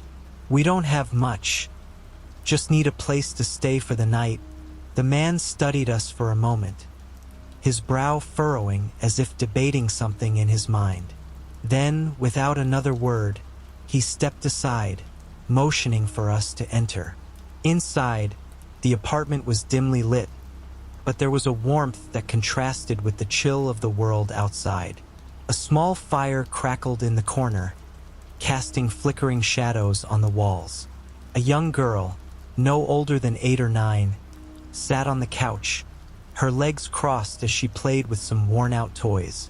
She looked up at us briefly before returning to whatever she was doing, seemingly unfazed by the new arrivals. "You're safe here," the man said, shutting the door behind us and bolting it shut. "We don't have much, but we've got enough for tonight. My name's Tom, by the way. This is my daughter, Emily." I smiled faintly, grateful for the gesture. "Thanks," I said quietly. "I'm Jim. Call me Sarah," the woman added. There was an unspoken understanding between us. No one asked about the details of the journey we'd been on. No one pressed us about how we had gotten here. It was as if the world had already spoken all the words it had left to say. Tom moved to the stove, lighting a small burner to heat up some soup. The smell of it filled the room, and for the first time in what felt like forever, I realized just how hungry I was. We hadn't had a proper meal in days, and my stomach growled in response. I watched as he prepared the food, his movements deliberate and calm. It was clear that he'd been doing this for a while, living in this new world, adapting to it, surviving. "Where are you headed?" Tom asked, breaking the silence that had settled in the room. I looked at Sarah, but she remained silent for a moment before answering. "We're trying to get to a military transmission station," she said, her voice betraying a trace of doubt. "We've heard there might be survivors there. Maybe some kind of safe zone." Tom paused, his brow furrowing as he placed the pot down on the counter. "I've heard rumors about those places. Some people say they're real, others say they're a hoax. I wouldn't trust them. The military's been." His voice trailed off, and he looked at Emily, who had stopped playing and was watching him intently. "They're still out there," Sarah said, her voice grim. "And we need to find out if they're still offering help or if it's all a lie." Tom nodded slowly, You'll need a map. I can help with that, but it's dangerous out there. You'll need more than just a few supplies if you want to make it. Emily stood up and walked over to the window, her small face pressed against the grime-covered glass. I heard them outside, she said softly. The noises. The ones that walk like us. But they're not really us. There was a pause in the room as the weight of her words settled in. Tom's expression hardened. He didn't say anything at first, just walked over to the window and pulled the blinds down, blocking out whatever it was she had seen. We don't go outside at night, he said, his voice low but firm. Not anymore. I nodded, understanding. The fear of the infected wasn't the only thing you had to worry about in this new world. There were other dangers, people, groups with their own agendas, those who saw others as nothing more than obstacles to their survival. After a quiet meal, Tom led us to a small desk in the corner of the apartment. There, he unfurled a map of the city. It was old, torn at the edges, and covered in notes that were scribbled in a hurried, frantic hand. This is the route you'll need to take, he said, tracing a path with his finger. But be careful. The military stations might not be as safe as you think. There are some factions who've already taken control of those areas. I studied the map, trying to commit every detail to memory. I had no choice but to trust Tom's advice. He seemed to know more than I did about what was really going on. And if there was even a sliver of hope, I had to take it.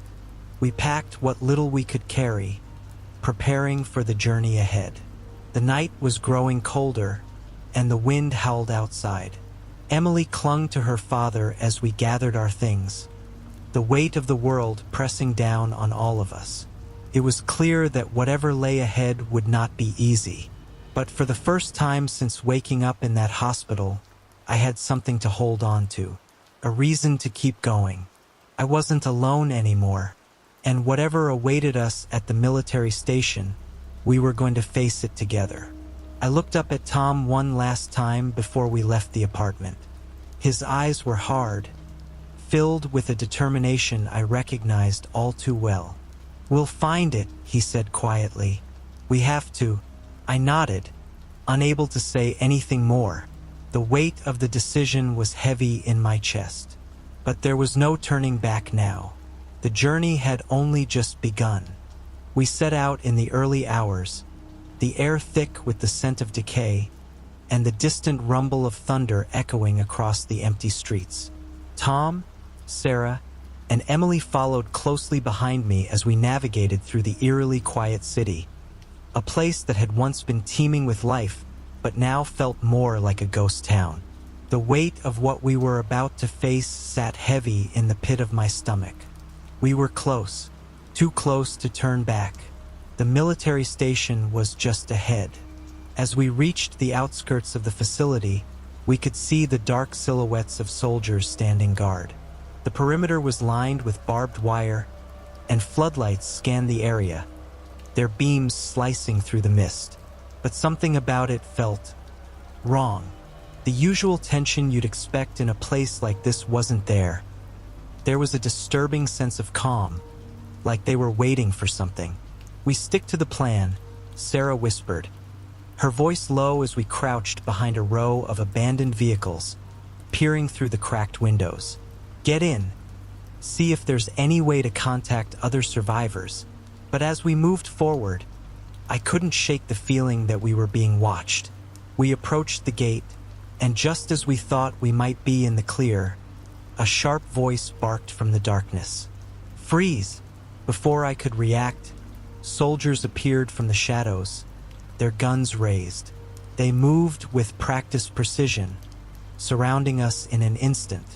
It was too fast, too easy. I had no time to think. Hands in the air, one of the soldiers shouted, his face obscured by a mask, his eyes cold and empty. He didn't look human anymore. He looked like an automaton, a puppet of the apocalypse. His eyes didn't flicker with emotion, just a cold, distant command. I raised my hands slowly, trying to process what was happening. Tom, Sarah, and Emily were forced to their knees, their faces twisted in confusion and fear. "We don't want trouble," I said, my voice shaking slightly as I glanced at Tom. "We just need to get in touch with other survivors. Please, we don't need survivors," the soldier cut me off. His voice was like gravel scraping against stone. "We need control," and just like that, everything shifted. The soldiers shoved us roughly toward a large truck that sat parked near the gate, its cargo area already filled with the others. Tom struggled, trying to break free, but they were too strong, their grip like iron. Sarah yelled out, pleading with them, but the soldiers only grew more agitated. I saw them drag Emily away, her small hands reaching out for her father in a desperate plea. The soldiers didn't care. They tore her away from Tom and threw her into the truck without so much as a second glance. "Stop!" I shouted, my voice breaking as I lunged forward. I was too late. The truck's doors slammed shut, locking my family inside. I turned toward the soldiers, fury building inside me. They didn't even look at me. It was as though I had become invisible. One of them, the man who had spoken earlier, moved closer, shoving me into the dirt. "You're not worth our time," he sneered, "but you'll wish you never crossed us." I hit the ground hard, the pain radiating through my chest, but I didn't care. My mind was consumed with one thought. I needed to get them back. The soldier turned away from me, signaling to the others. My heart was pounding in my ears. My pulse thrummed in my temples. As the soldiers began to walk toward the truck, my eyes flicked to the ground next to me, where a discarded rifle lay within reach. Couldn't let them take my family. I wouldn't. I grabbed the rifle, my hands trembling but determined. I crawled through the dirt, my body slick with sweat, my mind racing as I loaded the weapon. I didn't know how, but I knew I had to try. The soldiers had no idea what was coming. I moved quietly, as fast as I could, closing the distance between me and the first soldier. He was just out of reach, his back turned to me. Without hesitation, I rose from my crouch and swung the rifle, using it like a battering ram. It hit the soldier with a sickening crack, knocking him off balance.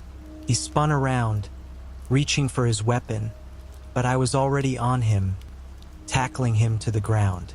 He struggled beneath me, but I managed to disarm him and press the barrel of the rifle to his chest. "Move, and I'll shoot," I snarled, my hands shaking with adrenaline. The soldier's eyes widened, his hands raised in surrender, but I wasn't taking any chances. The rifle was heavy in my hands, but it felt right. The weight of it steadied me. I moved swiftly, taking down 2 more soldiers before they even realized I was there. One tried to radio for backup, but I was already on top of him, slamming the butt of the rifle into his head. He crumpled to the ground like a rag doll. The rest of the soldiers began to scatter, but I was relentless. Each one I took down only fueled my rage, and the memory of my family being torn away from me kept me going. I couldn't let them get away with this. Couldn't let them take my family. I moved like a shadow, silent but deadly. Every shot, every movement was calculated. I could hear the chaos unfolding around me. The sound of boots hitting the ground, the shrill crack of gunfire. But none of it mattered. Nothing mattered except getting them back. The last soldier stood, staring at me in disbelief. I could see the fear in his eyes now. He raised his weapon, but I was faster. The rifle shot rang out and he collapsed, falling forward with a soft thud. Breathing heavily, I surveyed the carnage. The area was silent now, save for the distant hum of the wind. The truck with my family inside was still parked near the gates, but I knew I had no time to waste. I sprinted toward it, ignoring the searing pain in my side. I had to get to them, had to find a way to free them. But as I reached the truck, I heard a voice. a familiar voice call my name from behind. Jim! Jim, stop! I turned, startled, and saw Sarah running toward me, her hands raised. She was covered in dirt, but she was alive. She looked frantic, her eyes wide. "Don't go in there, Jim!" she shouted. "It's a trap. The soldiers, there's more of them. They wanted us to get close." My heart stopped. "Then how?" "We need to move. They know what you did. The rest are coming." I turned, looking at the truck and the chaos surrounding it. Sarah was right. The nightmare was far from over. We hadn't won. Not yet. I grabbed her arm, pulling her with me. "We're getting out of here now." We turned on our heels and started running, the distant sound of footsteps and shouting echoing behind us. The military base that once seemed like our salvation now felt like a death trap, a ticking time bomb ready to explode. Every step I took felt heavier, like the ground itself was trying to swallow us whole. We sprinted through the narrow alleyways, dodging debris and shattered windows. Sarah kept glancing over her shoulder, eyes wide with fear. I could hear her shallow breaths, feel her hand shaking in mine.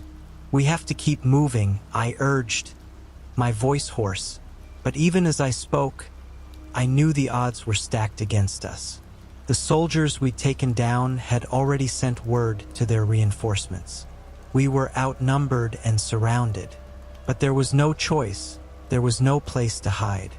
We reached a dead-end street, the tall, crumbling buildings on either side offering no cover. My mind raced as I scanned the area, trying to figure out our next move. Over there, Sarah pointed to a dark alley between two buildings. It looked like a tight squeeze, but it was our only option. We dashed toward it, pushing our way through the narrow passage. The walls were lined with rotting wood and broken bricks, the stench of decay thick in the air. As we rounded the corner, I heard the unmistakable sound of boots slamming against the pavement. The soldiers had found us. "Get in!" I yelled, pulling Sarah forward. We both squeezed into the alley, my heart pounding in my chest as the footsteps grew louder. But just as we reached the end of the alley, I saw them.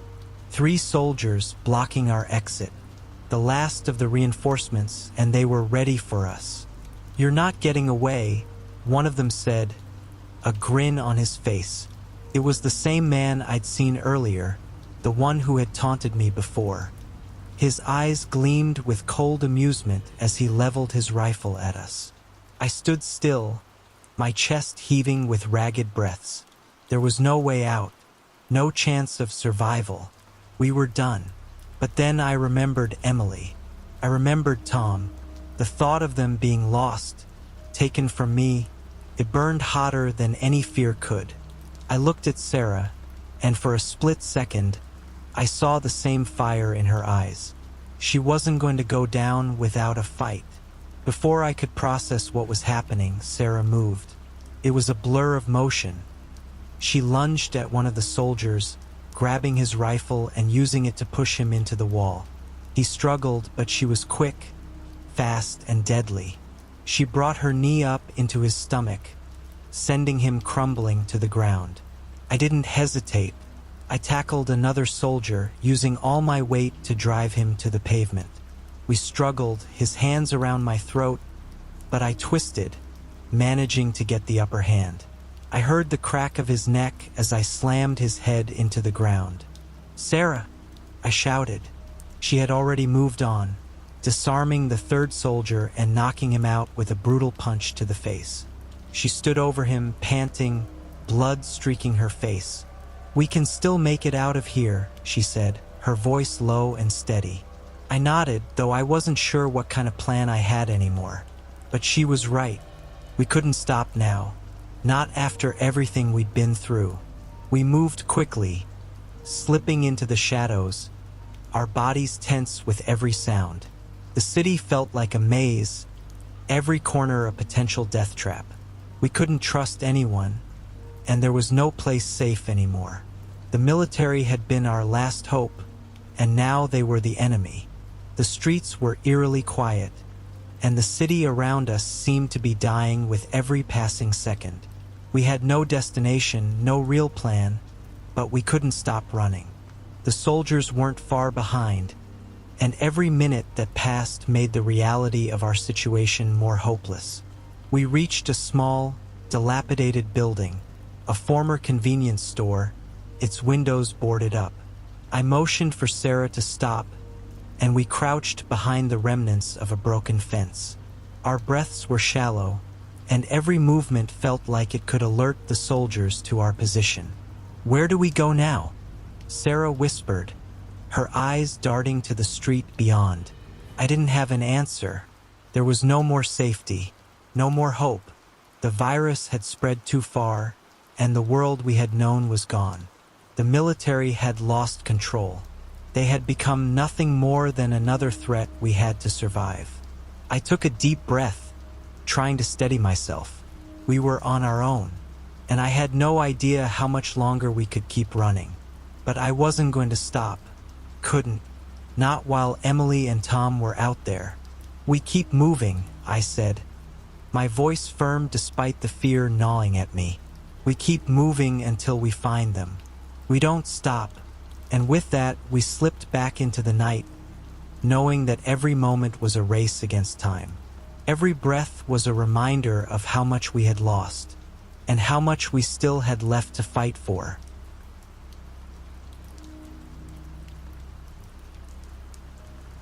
There was a stretch of highway just outside the small town of Holcomb, cutting through an endless expanse of barren fields and skeletal trees. It was a forgotten place, avoided by locals who spoke of strange sounds and movements seen from the corners of their eyes when passing through at night. Yet, it was the only route available to Amber as she drove home after a late shift at the diner. Her car hummed steadily as she squinted at the faded lines on the asphalt, illuminated weakly by her aging headlights. The clock on the dashboard read 1:13 de la madrugada. Holcomb was behind her now, swallowed by the horizon, and the next town was still miles away. She turned up the radio to chase away the creeping silence. Static. She flipped stations. More static. A hint of a melody surfaced, scratchy and distant, before dissolving into the white noise again. With a sigh, Amber's chatted off, leaving only the sound of tears against asphalt. The road seemed endless, looping in an unchanging pattern of cracked pavement and dead scenery. Her eyelids felt heavy. She rolled down the window, letting in the frigid air. It beat at her skin, waking her enough to focus. But as she glanced in the rearview mirror, her stomach twisted. There was movement behind her. At first, she thought it was the distortion of the cracked glass or the trick of fatigue.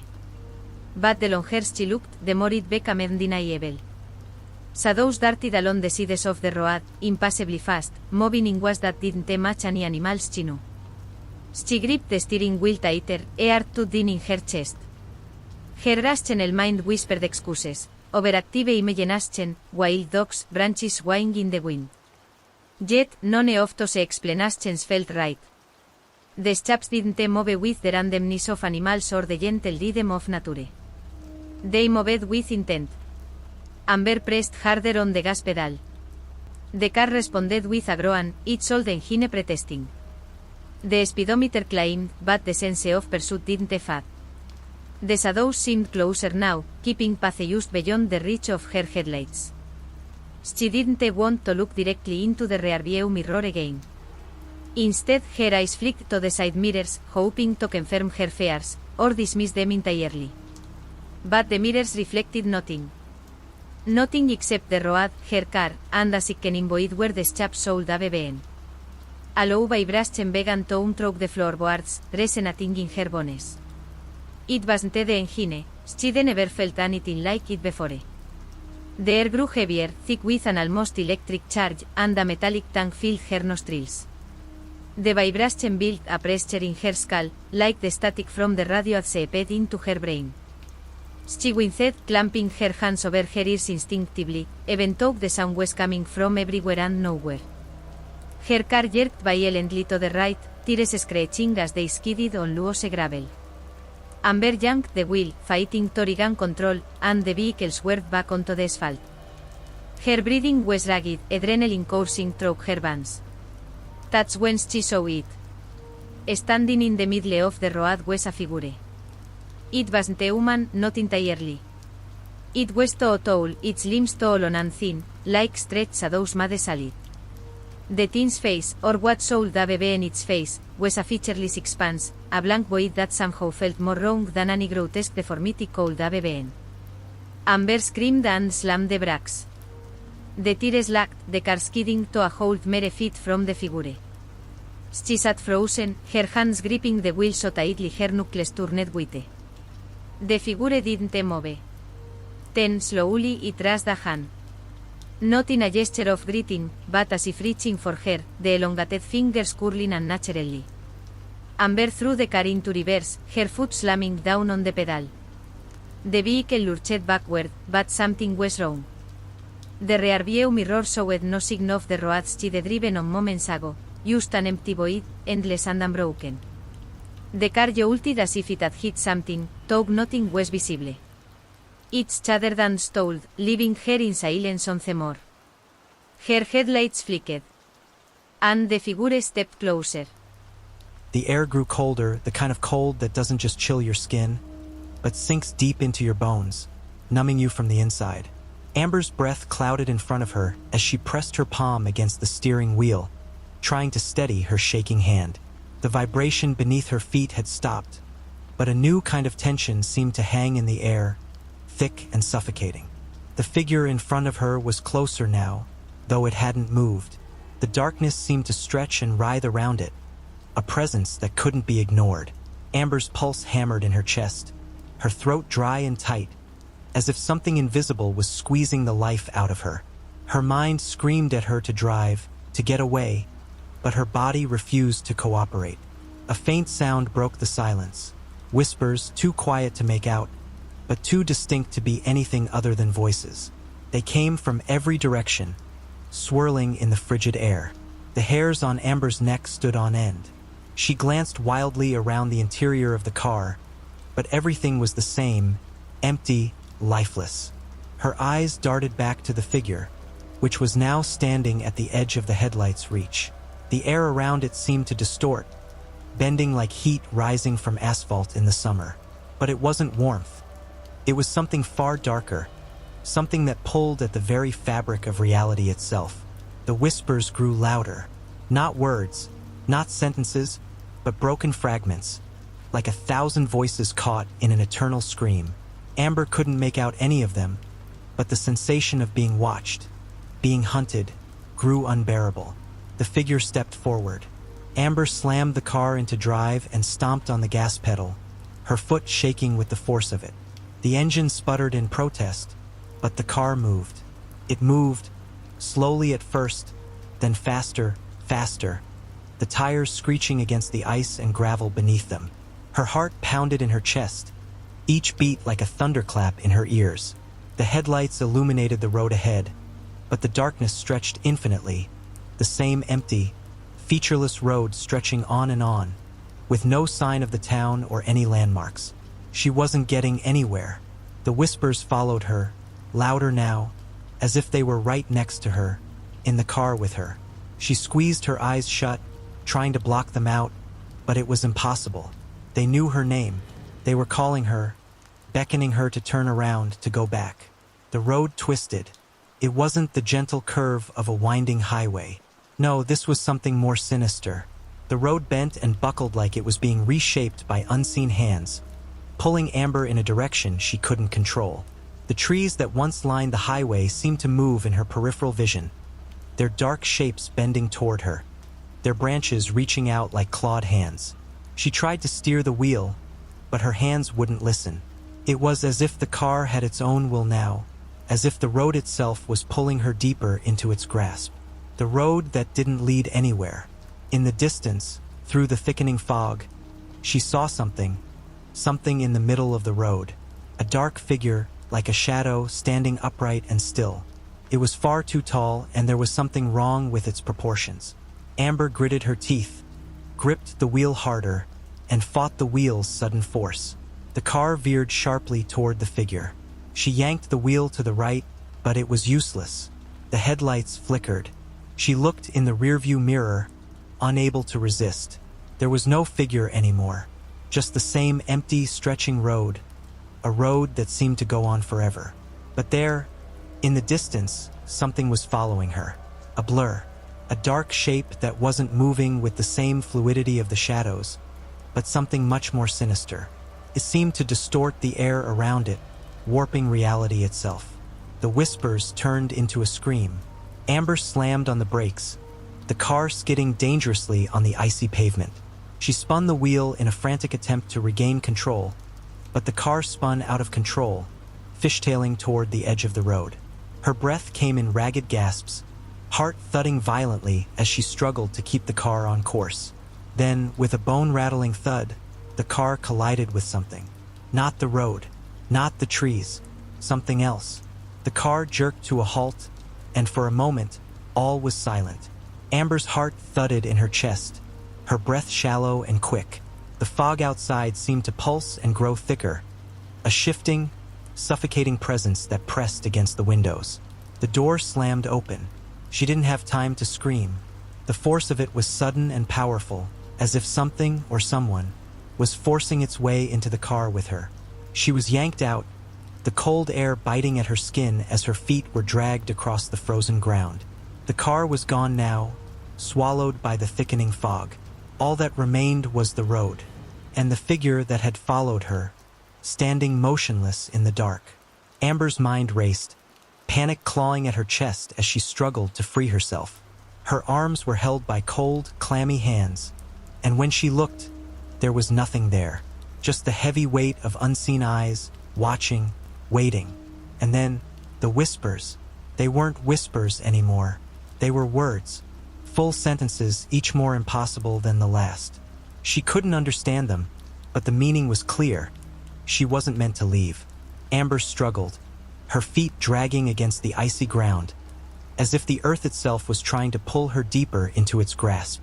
Her breath came in ragged gasps, her heart pounding against her ribs, as she tried to break free from the invisible force that held her in place.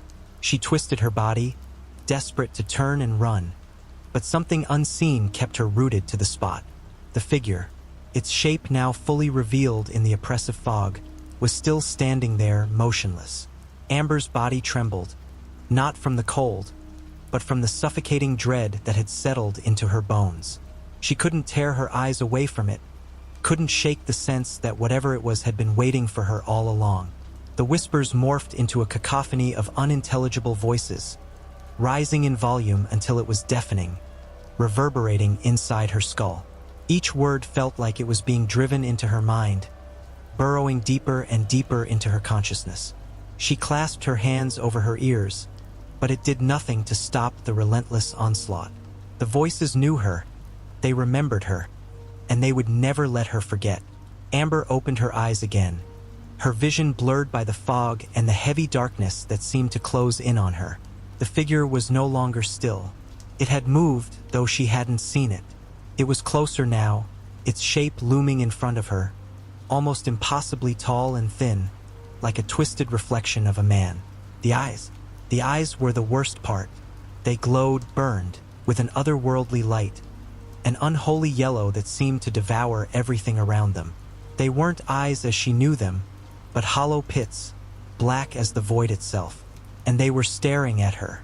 Amber's throat went dry as the figure slowly extended its hand toward her, its long, spindly fingers curling in a motion that seemed both inviting and threatening. She took a step back, but the grip on her tightened, pulling her forward. She stumbled, but it didn't matter. She couldn't break free. The voices crescendoed in her mind, the words finally forming into a language she could understand. An ancient, guttural language, its meaning seeping into her consciousness like poison. "You are ours now," the voice whispered, but it was no longer one voice. It was many, all speaking in unison, layered over each other until it was impossible to tell where one began and another ended. "You cannot leave. You belong here." Amber's pulse raced as she tried to pull away again, but her feet remained frozen to the ground. She fought to scream, but her mouth felt glued shut, the air thick and suffocating. The cold had seeped into her bones, and the longer she stood there, the less she felt like herself. The world around her began to shift, twist. The road was no longer just a road. It was something else entirely, a hollow path through a dimension that wasn't meant for humans. The figure moved again, its limbs stretching unnaturally as it closed the distance between them. Amber's chest tightened as a cold hand, no, not a hand, reached for her face, its fingers like claws, grazing her skin. She couldn't move, couldn't scream, couldn't even blink. "You will stay with us," the voices hissed, and Amber's vision began to fade, her eyes growing heavy as if gravity itself had turned against her. The world dissolved into a thick, suffocating blackness. When Amber awoke, she wasn't in the place she'd been before. She wasn't even sure if she was still on Earth. She was lying on a cold, smooth surface, hard, yet oddly soft, and the air smelled of decay. She sat up slowly, her head spinning, as she tried to gather her bearings. The road, it was gone. The car, gone. The figure, gone. But the voices, they were still there. Faint at first, just whispers on the edge of her hearing, but growing louder as they surrounded her. "You're here now." Amber turned her head, looking around in panic. The space she was in wasn't like anything she'd seen before.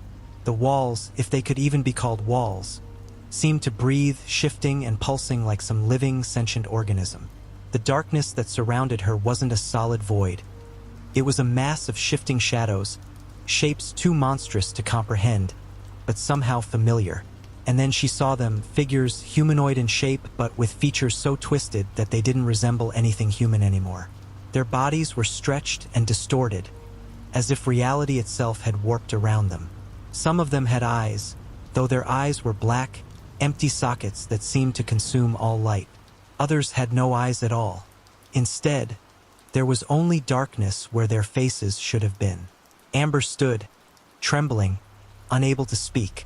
The voices in her head screamed louder, their words now clear. "You're never leaving." She wanted to scream. She tried to scream, but her throat was tight, suffocated by the cold that wrapped itself around her insides. She could feel the shadows drawing closer, could feel the figures circling her, waiting for something, waiting for her. Amber's heart pounded in her chest, but she couldn't fight back. She couldn't escape. There was no escape from this place, this nightmare, this endless loop of torment that stretched beyond time itself. And she realized, as the figures closed in on her, that she had never been meant to leave.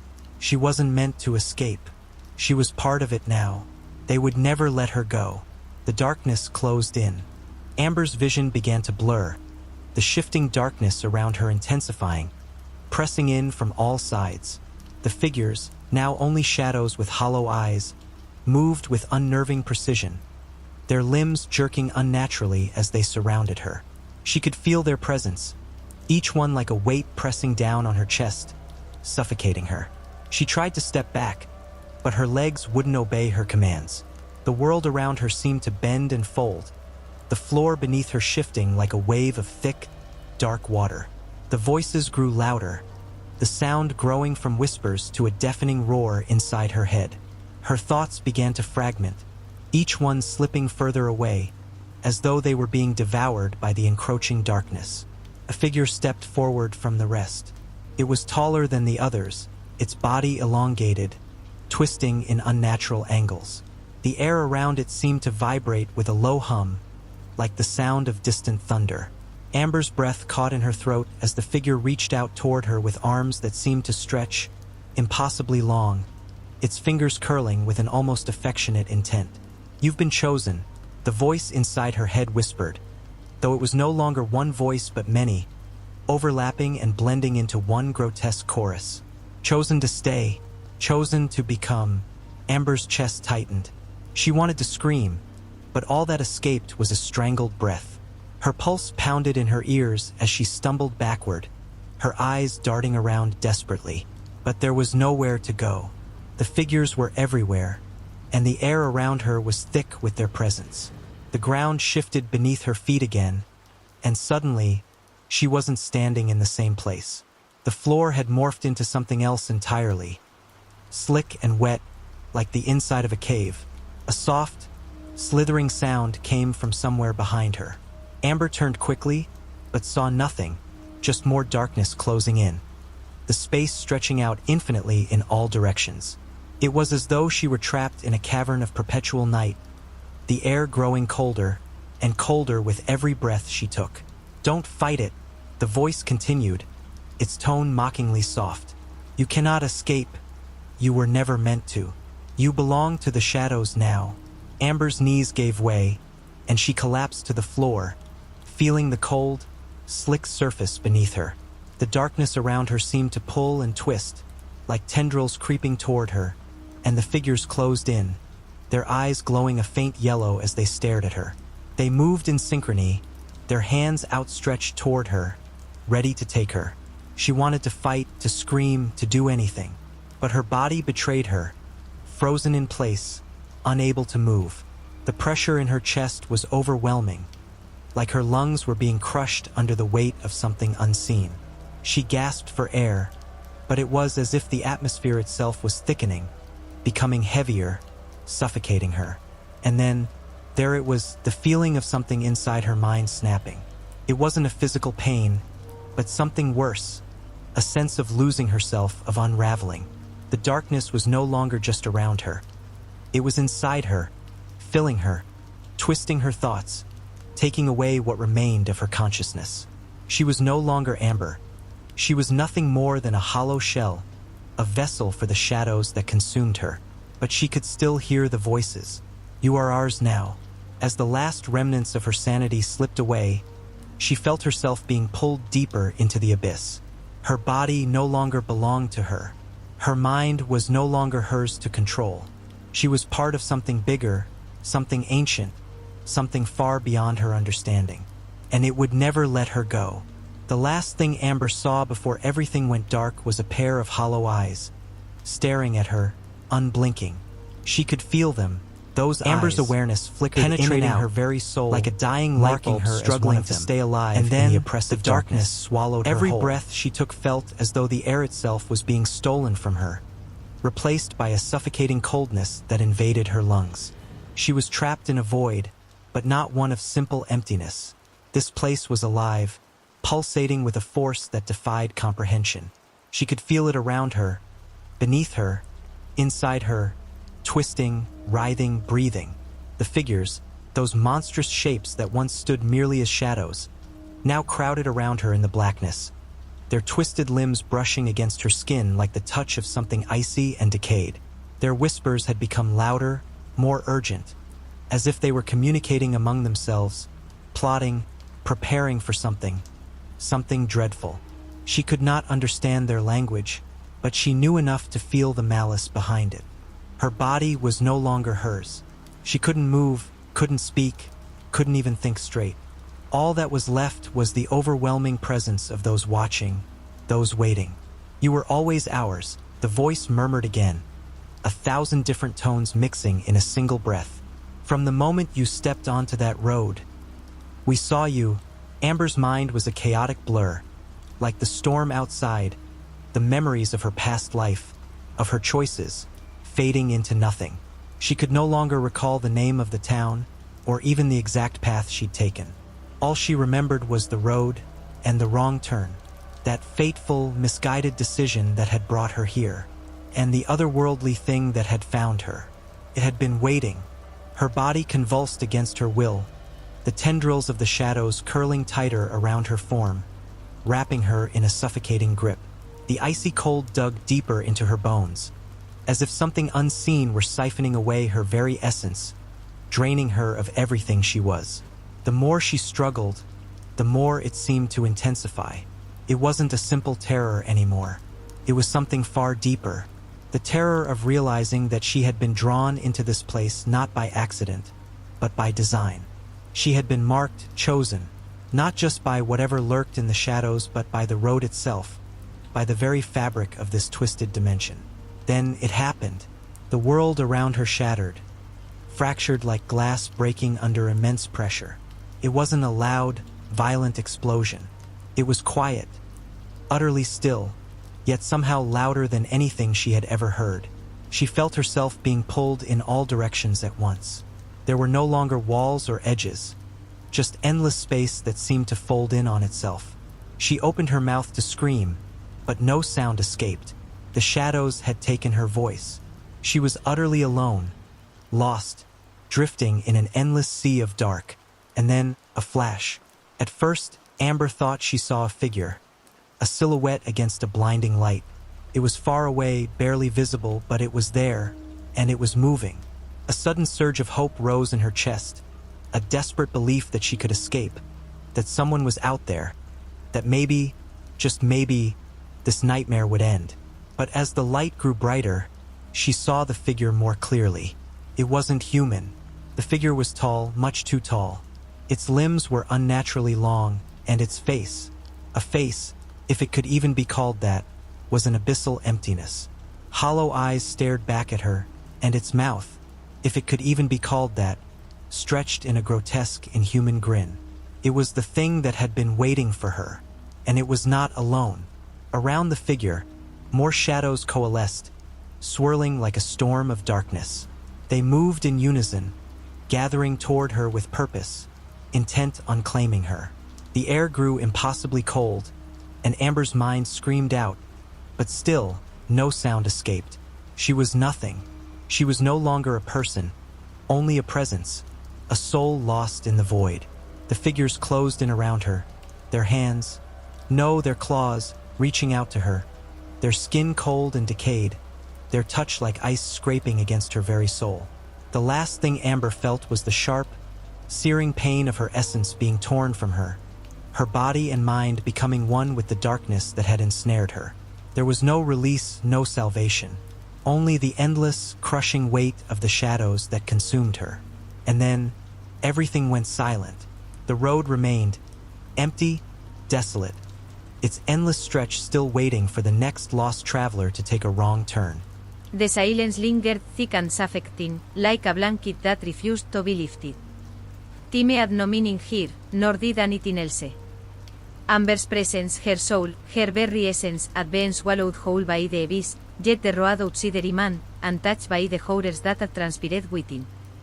The world was still, save for the occasional gust of wind that rattled the dead trees along the side of the road.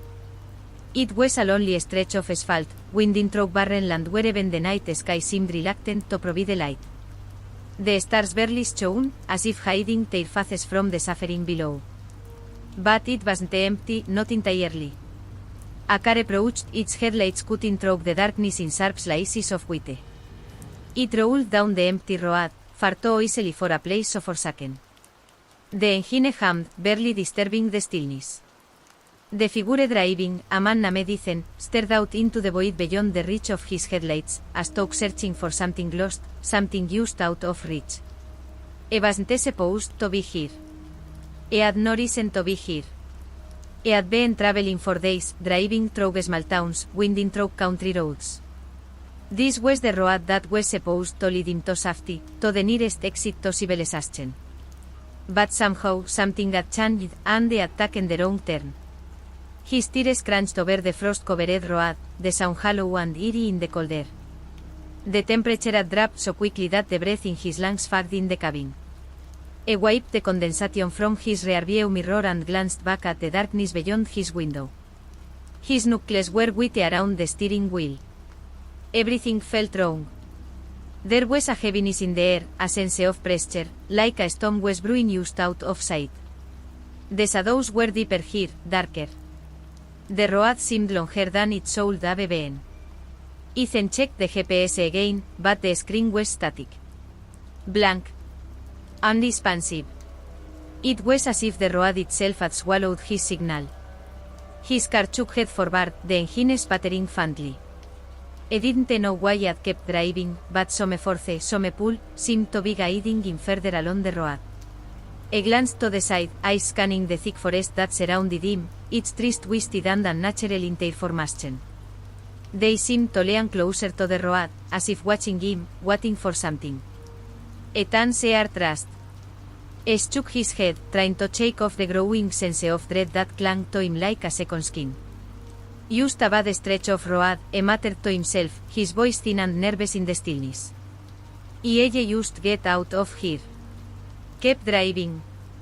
The night felt endless. The road stretched on and on, weaving around sharp corners, winding through hills and valleys. But as it pressed on, I realized the road was changing, warping. The 11 familiar markings on the asphalt faded into faded yellow lines, then disappeared entirely. The trees, which had been sparse at first, had grown thicker, more menacing. The horizon seemed to close in on him, the space around him becoming narrower and narrower. He slammed his foot on the gas, but the car didn't respond like it should have. It lurched, shuddered, and slowed. The lights dimmed, flickering as if threatening to go out. Suddenly, the car jerked to a halt. The headlights illuminated something in the distance, figures. Thin, gaunt shadows standing at the edge of the road. Their bodies were long, stretched, and distorted. They were motionless, standing in perfect stillness. Ethan froze, his breath caught in his throat. The figures were still, but something about them, something felt wrong. They were too still, too silent, and they didn't look human. Their eyes, or what passed for eyes, were empty sockets, black as the void. Their mouths soon opened, but no sound came from them. For a moment Ethan thought they might be statues, but the longer he stared, the more he realized they were breathing, slow, deliberate inhales that rattled in the dead silence. His grip tightened on the steering wheel, but his hands felt numb. The temperature in the car had dropped even further, and the cold see his breath misting in front of him.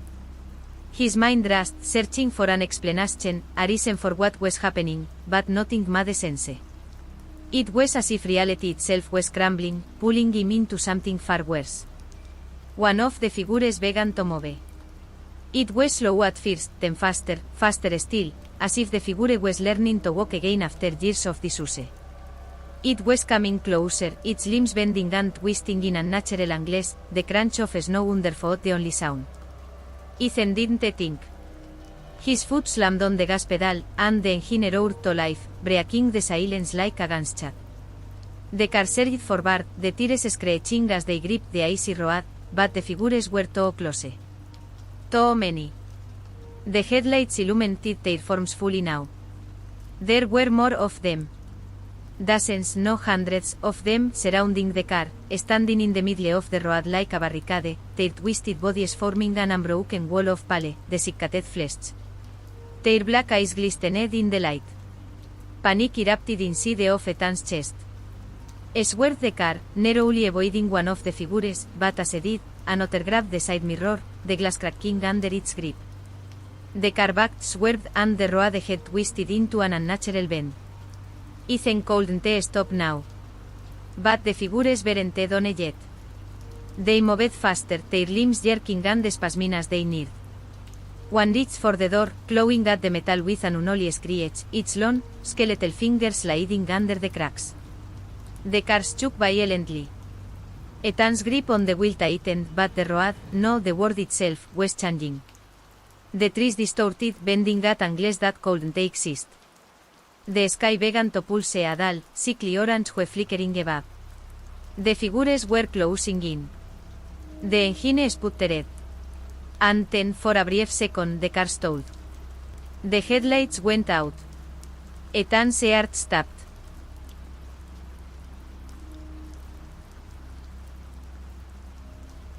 The sun had begun its slow descent behind the mountains, casting an orange hue over the vast, open highway.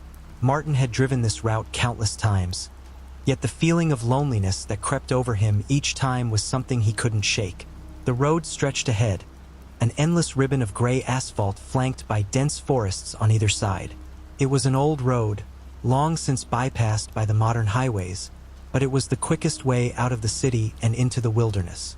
He had always found something oddly calming about this stretch of the journey. It was quiet, too quiet at times, with only the occasional rustle of wind through the trees or the distant call of an animal. The hum of the engine and the soft glow of the dashboard lights were his only companions. The car's headlights cut through the growing dusk, the beam fading into the thickening fog that had begun to crawl along the ground. It seemed to come out of nowhere, as though the earth itself was exhaling mist. Martin adjusted the rearview mirror, noting how the last light of day clung to the horizon behind him. The road was empty, as it always was at this hour. There were no other travelers, no signs of life. The fog didn't bother him. It was part of the charm of this place. People in the city always warned him about driving here, but he had grown used to it. For him, it was just another stretch of road, albeit a bit more isolated, a bit more desolate. The air seemed to thicken as the fog grew denser. It wasn't the usual light mist that faded as quickly as it appeared. No, this fog had substance, a weight to it. It clung to the car like an invisible force, pressing against the windows as if trying to invade the cabin. Martin frowned, squinting through the windshield, trying to peer through the swirling haze. Something felt off, but he couldn't put his finger on it. He reached for the dial on the dashboard to adjust the headlights, but when he turned it, the lights didn't brighten. Instead, the beam grew erratic, flickering. "Come on," he muttered under his breath, slapping the dashboard. The car jerked slightly, but the headlights remained dim and unsteady, casting strange shadows that seemed to dance across the trees and the road ahead. He let out a frustrated sigh and glanced at the rearview mirror, trying to gauge how far the fog had spread. That's when he saw it, a flash of movement in the distance. At first, he thought it was just a trick of the light or perhaps the reflection of the fog itself. But then it came again, a figure, almost imperceptible in the haze, standing motionless in the middle of the road. Martin's heart skipped a beat, his foot instinctively lifting off the gas pedal as he slowed the car. The figure wasn't moving. It was just standing there, in the exact center of the road, as though waiting for him to approach. He could barely make out its shape, but what he saw made no sense. It wasn't a person, at least not in the way he understood. The figure was unnaturally thin, elongated almost to the point of distortion. Its limbs seemed too long, too angular, and its silhouette flickered like a mirage. The mist surrounding it seemed to swirl, as though it was part of the fog itself. Martin's breath caught in his throat. He didn't want to stop, didn't want to get closer, but his foot had frozen on the brake pedal. The car came to a halt a few feet away from the figure. The fog enveloped it completely, swallowing the figure whole. For a long moment, Martin sat motionless, his eyes locked on the place where the figure had been, waiting for it to reappear, waiting for something, anything, to break the silence. But there was only the hum of the engine, the fog pressing against the car like an invisible force. He reached for the door handle, his hands trembling, unsure whether to leave the car or keep driving. His instincts screamed at him to turn back, to forget the shortcut and take the long way around. But his curiosity, or perhaps some deep, irrational need, drove him to step out of the car. His boots crunched softly against the road as he stepped into the thick fog, every movement feeling slower, as if the very air was pushing against him. The world around him felt heavy, like something was waiting to happen. A sudden, sharp crack echoed in the distance, like a branch snapping under the weight of something enormous. He stopped dead in his tracks, his heart pounding in his chest. The sound came again, this time closer, followed by the unmistakable sound of something dragging along the ground. "Hello!" Martin called out, his voice barely more than a whisper, swallowed almost immediately by the fog. Nothing answered, but he could feel something, an oppressive presence, just beyond his reach. Something was there, and it wasn't human. The fog began to dissipate slightly, and the figure reappeared. A shadow among shadows, standing at the edge of the road. Martin's breath hitched. It hadn't moved, but now he could make out a shape that seemed to defy the natural world. It wasn't a man, nor was it an animal. It was something else entirely, something that didn't belong in the world he knew. And as he stared at it, his mind felt as though it was being pulled in every direction, like the fog was slowly wrapping around his thoughts, suffocating them. Martin's instincts screamed at him to run, but his body refused to obey. The figure remained motionless, and all he could do was stare at it, frozen in place. The fog seemed to thicken again, swirling around Martin in tight spirals, as though it was alive. Every breath he took felt colder than the last, the air thick with a strange, metallic scent. He couldn't take his eyes off the figure, the way it stood there, unmoving and silent. The sound of the dragging grew louder, unmistakable now. His heartbeat raced in time with the echoing noise. The figure didn't blink. It didn't seem to breathe. Its outline flickered in and out, as if it was unstable, as though it was tethered to some other reality. Every time the fog shifted, its shape seemed to alter slightly, distorting like a reflection on water. Martin's body felt stiff, as though every muscle was slowly being drained of its strength. His feet remained rooted to the road, the grip of some unseen force keeping him there. Another crack echoed, closer this time, followed by a low, guttural growl, the kind that made the hairs on the back of his neck stand at attention. He swallowed hard, his throat dry, and for the first time in what felt like an eternity, he tore his eyes away from the figure. The road around him seemed to stretch longer, the darkness deeper. The fog that had once been a mere inconvenience now felt like it was suffocating him, closing in on every side. His instincts screamed at him to turn around, to run back to the car, but he couldn't seem to move. The growling came again, louder, unmistakably closer. It was not the sound of an animal. It was something larger, something that had no right to exist. And then, amidst the fog, he saw it: movement, the shape of a shadow moving at the edge of his vision, too quick for him to properly focus on. It was like a blur, but not. The air vibrated with a low hum, like the ground beneath him was resonating with some deep, dark force. The figure, if it could still be called that, was now joined by something else. A shape, barely discernible at first, but then it came into view with horrifying clarity. A massive, contorted body, its proportions grotesque, as though the laws of nature had bent around it. Its limbs were too long, too many, twisted in impossible angles, and its skin, if it could even be called that, was a sickly shade of gray, mottled and fleshy. It was dragging something behind it, a tangle of limbs, and the sound of bones scraping against the ground sent a jolt of terror through Martin's core. The figure in the fog seemed to smile, though the mouth was too wide, too jagged to be anything human. A laugh, no, a rasp, slipped from its throat, a sound like metal grinding against metal. "Help me," it whispered, its voice both familiar and foreign, like an old friend's voice distorted beyond recognition. The air grew colder still. The fog swirled faster around him, pressing against his skin, choking him with its weight. The words seemed to echo inside his mind, reverberating in the space between his thoughts. He snapped back to reality with a gasp. The air around him was thick, suffocating. He turned back to the car, and for a brief moment he thought he saw it. A flicker of movement near the front bumper. But when he blinked, it was gone. His breath quickened, his pulse pounding in his ears. He knew he had to run. He had to make it back to the car. The growl grew louder, closer now, closer than ever. But this time there was something else. A hiss, like air escaping from a punctured tire. The ground trembled beneath his feet. And then he saw it. The fog shifted once more, and the figure, no longer a shadow, stepped fully into view. Its face, if it could be called that, was a twisted mockery of humanity.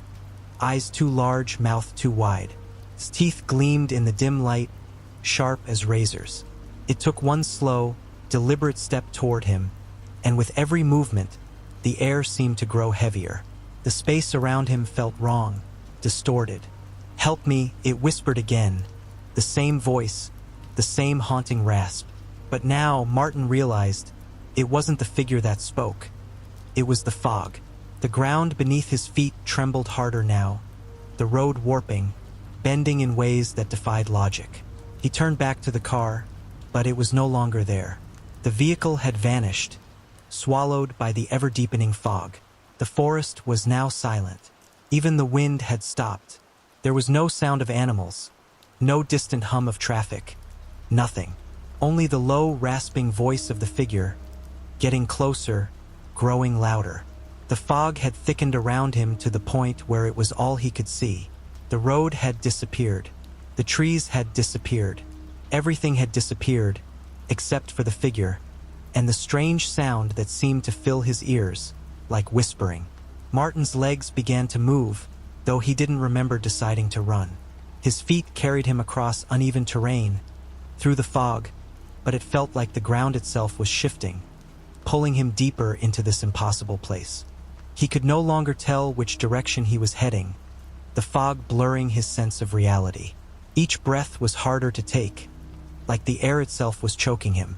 Somewhere, in the distance, a laugh echoed. It wasn't the figure that laughed, though. No, the laugh came from somewhere deeper within the fog, somewhere darker, colder. It felt like the very essence of the place was alive and mocking him. Martin kept running, heart racing, legs screaming in protest. But with every step, the fog grew thicker, and he realized he couldn't escape. He was trapped. The fog closed in around Martin, thickening to the point where it felt like it was physically pressing against him, as if it were a living entity determined to swallow him whole. His breath came in ragged gasps, his vision reduced to mere inches in front of him, the darkness creeping ever closer. The ground beneath him seemed to undulate, twisting and contracting with each step he took, like he was no longer running on solid earth but something far more unstable, something alien. His feet slid across the slippery road, the asphalt giving way beneath him as if the very foundation of the world had started to crumble. The sound of his frantic footsteps became muffled, drowned out by the growing hum in the air, a low, reverberating vibration that thrummed deep in his chest, rattling his bones. It was everywhere, the hum of something unseen, something that had been waiting for him to cross the threshold. "Help me," the voice whispered again, but this time, it didn't just come from one direction. Surrounded him. It was in his head, echoing within his skull, making his eyes dart frantically around.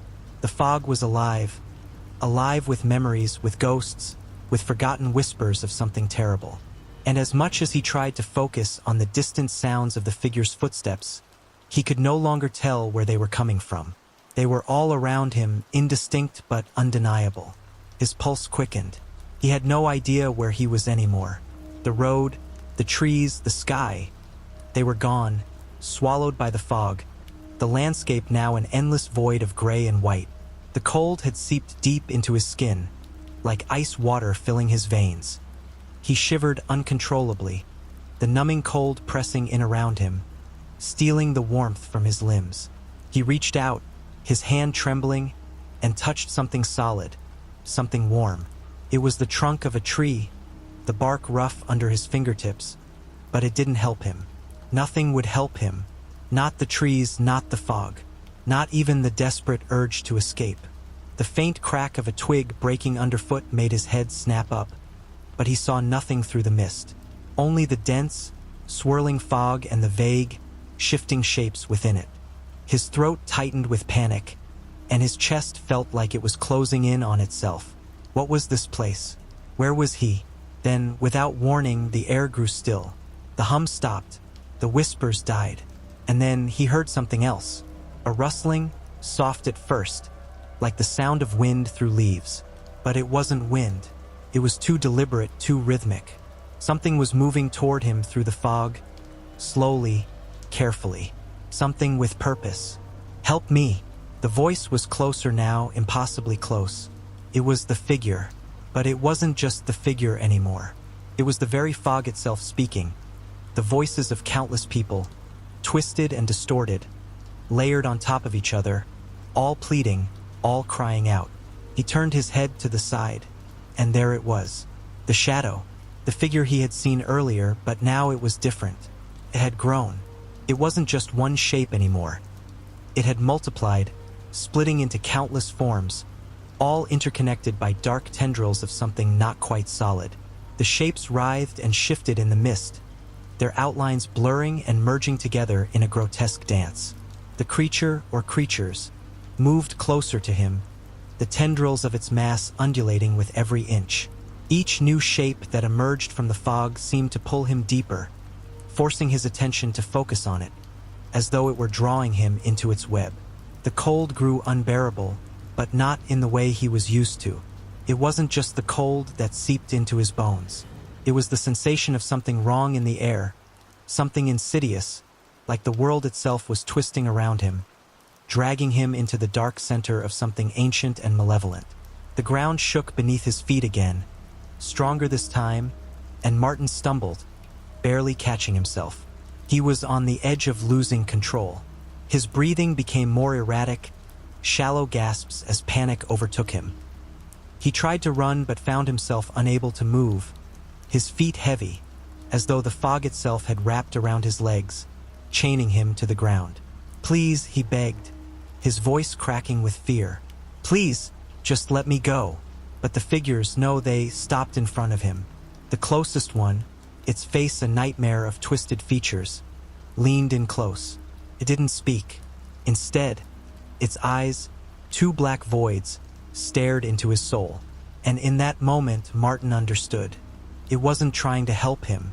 It wasn't trying to end his suffering. It wanted him to join it. The voice from before, the one that had whispered, "Help me," now felt different, more insistent, more desperate. The ground around him seemed to pulse with energy, and his vision blurred, the fog swirling into a vortex, spiraling around him as though the world itself were coming undone. The whispering voices from the fog began to merge into one unified sound. It was the sound of the place, a deep, gnawing, insistent hum that filled every inch of his mind.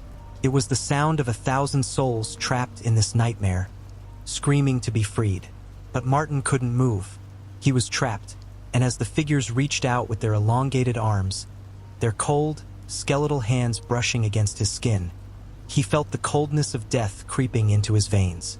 The figure's face stretched into a grotesque smile, and in that smile, he saw the horrors of every life that had come before him. The faces of those who had wandered here, those who had been consumed by the fog. A hand reached out from the darkness, and Martin felt it touch his chest, its fingers ice cold. There was no escape now. The fog, the whispers, the figures, they all converged on him, pulling him into the depths of their endless, eternal void. And with one final, tortured scream, Martin was gone. Despite the growing panic in his chest, Martin forced himself to keep moving. The darkness seemed to swallow everything around him, but he couldn't stop. The road stretched out before him like an endless tunnel. The shadows of trees lining the sides seemed to shift, as if something were dragging them. It wasn't the wind, it wasn't natural. There was something else in the air. Suddenly, the temperature dropped drastically, as though death itself had descended upon the pavement. Martin wrapped his arms around himself, his breath coming out in clouds, a sign of the nightmare becoming his reality. A sound in the distance, something crackling, something rough, began to grow louder. He couldn't pinpoint its origin. Was it his car, or something else? A whisper brushed his ear, low and guttural, as if it were coming from deep inside his mind. He snapped out of his thoughts as the sound of a vehicle approached, but it wasn't a car. It was the sound of something dragging itself slowly, heavily, like an animal dragging its body. Martin couldn't understand, but fear paralyzed him. He thought about turning back, but the air pressed him forward, an invisible force pushing him toward the unknown. Then suddenly he saw something on the horizon. It wasn't a car or even a human shape. It was a figure, completely dark with blurry edges, moving toward him. Its body moved in an impossible way, as if it was distorting itself. Martin froze in place. It was almost as though it was being pulled forward, yet he knew it was moving on its own, too slowly, too deliberately. The figure drew closer, its movements unnatural and jerky. Martin's heart hammered in his chest as his mind screamed for him to run, but his legs refused to move. The dark shape seemed to stretch and warp, becoming less and less human the closer it got. It had no distinct features, just a shadow, a void that devoured light, with the outline of something wrong, something that should never be. As the creature came within a few feet of him, the temperature plummeted even further. Martin could see his breath now, visible in the air, thick and misty. A strange, faint humming sound filled the silence, like something buzzing beneath the earth itself. It was too loud to ignore, but too low to identify. The figure stopped right in front of him, and for a moment, everything went still. Martin felt the cold seeping into his bones, the weight of something unseen pressing on his chest. Then it moved, slowly at first, its limbs bending and twisting in ways that made Martin's stomach churn. It reached out with one of its long, contorted arms, extending a hand toward him. He could feel its gaze, though he couldn't see its eyes. It was as if it was studying him, deciding something. A voice, deep and garbled, emanated from the thing. It sounded like a whisper mixed with static, but there was an unsettling clarity in its words. "You shouldn't have come here." Before Martin could react, the air around him seemed to compress, the pressure building up until his head felt like it was about to explode. He gasped, his breath short, his body frozen in place. The creature's hand moved closer, and in a panic, Martin forced himself to stumble backward, his legs finally betraying him and sending him crashing to the ground. The thing tilted its head, as if amused, before its body shifted violently. It split apart in an instant, becoming a swarm of dark tendrils that shot toward him like lightning. Martin tried to scream, but no sound came. His vision blurred, and the world around him warped. The last thing he saw before everything went black was the monstrous, endless void swallowing him whole. Martin's world was pitch black. The only sensation he had was an overwhelming sense of weightlessness, as if he were suspended in a vast, empty space. Time seemed irrelevant. There was no up, no down, no movement. His mind spun, disoriented, struggling to grasp any thread of logic or reality. Every fiber of his being screamed for him to wake up, to escape, but there was no escape from the cold embrace of the void. The humming sound returned, now more intense, vibrating through his body like a low, persistent growl. It was like a heartbeat, but far too deep, too primal. Then he felt it, a pressure against his chest. At first, it was subtle, but it grew stronger with each passing second, as if something was pushing against him from all sides. His ribs ached, his lungs struggled to expand, and a deep, crushing sensation began to take hold. It felt like he was being drawn into something far more dangerous than he could comprehend. Suddenly, the air shifted, and light broke through the blackness, but it was not the comforting light of day. It was an oppressive, unnatural glow, sickly and greenish, like the sickening light that comes from the depths of a swamp. The pressure on his chest released slightly, but the sensation of being watched did not. He could feel eyes, hundreds of them, staring at him from every direction. He couldn't see them, but he knew they were there. The hairs on the back of his neck stood on end as a cold whisper filled his mind. "You are not meant to be here." The voice was 1,000 voices, all overlapping, each one more distorted than the last. It resonated deep within his soul, a gnawing presence that seemed to sink into his very thoughts. It felt ancient, as though it came from something that existed long before humanity, long before Earth itself. In that moment, Martin realized the truth. This place, this space, was not a simple void. It was something else.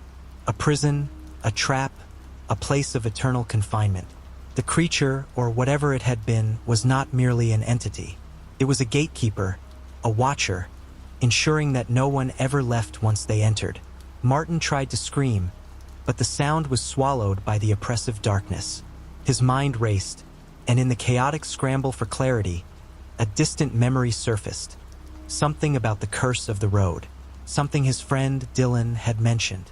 But the memory was fragmented, lost in the terror that gripped him now. A flash of light, bright and blinding, ripped through the space.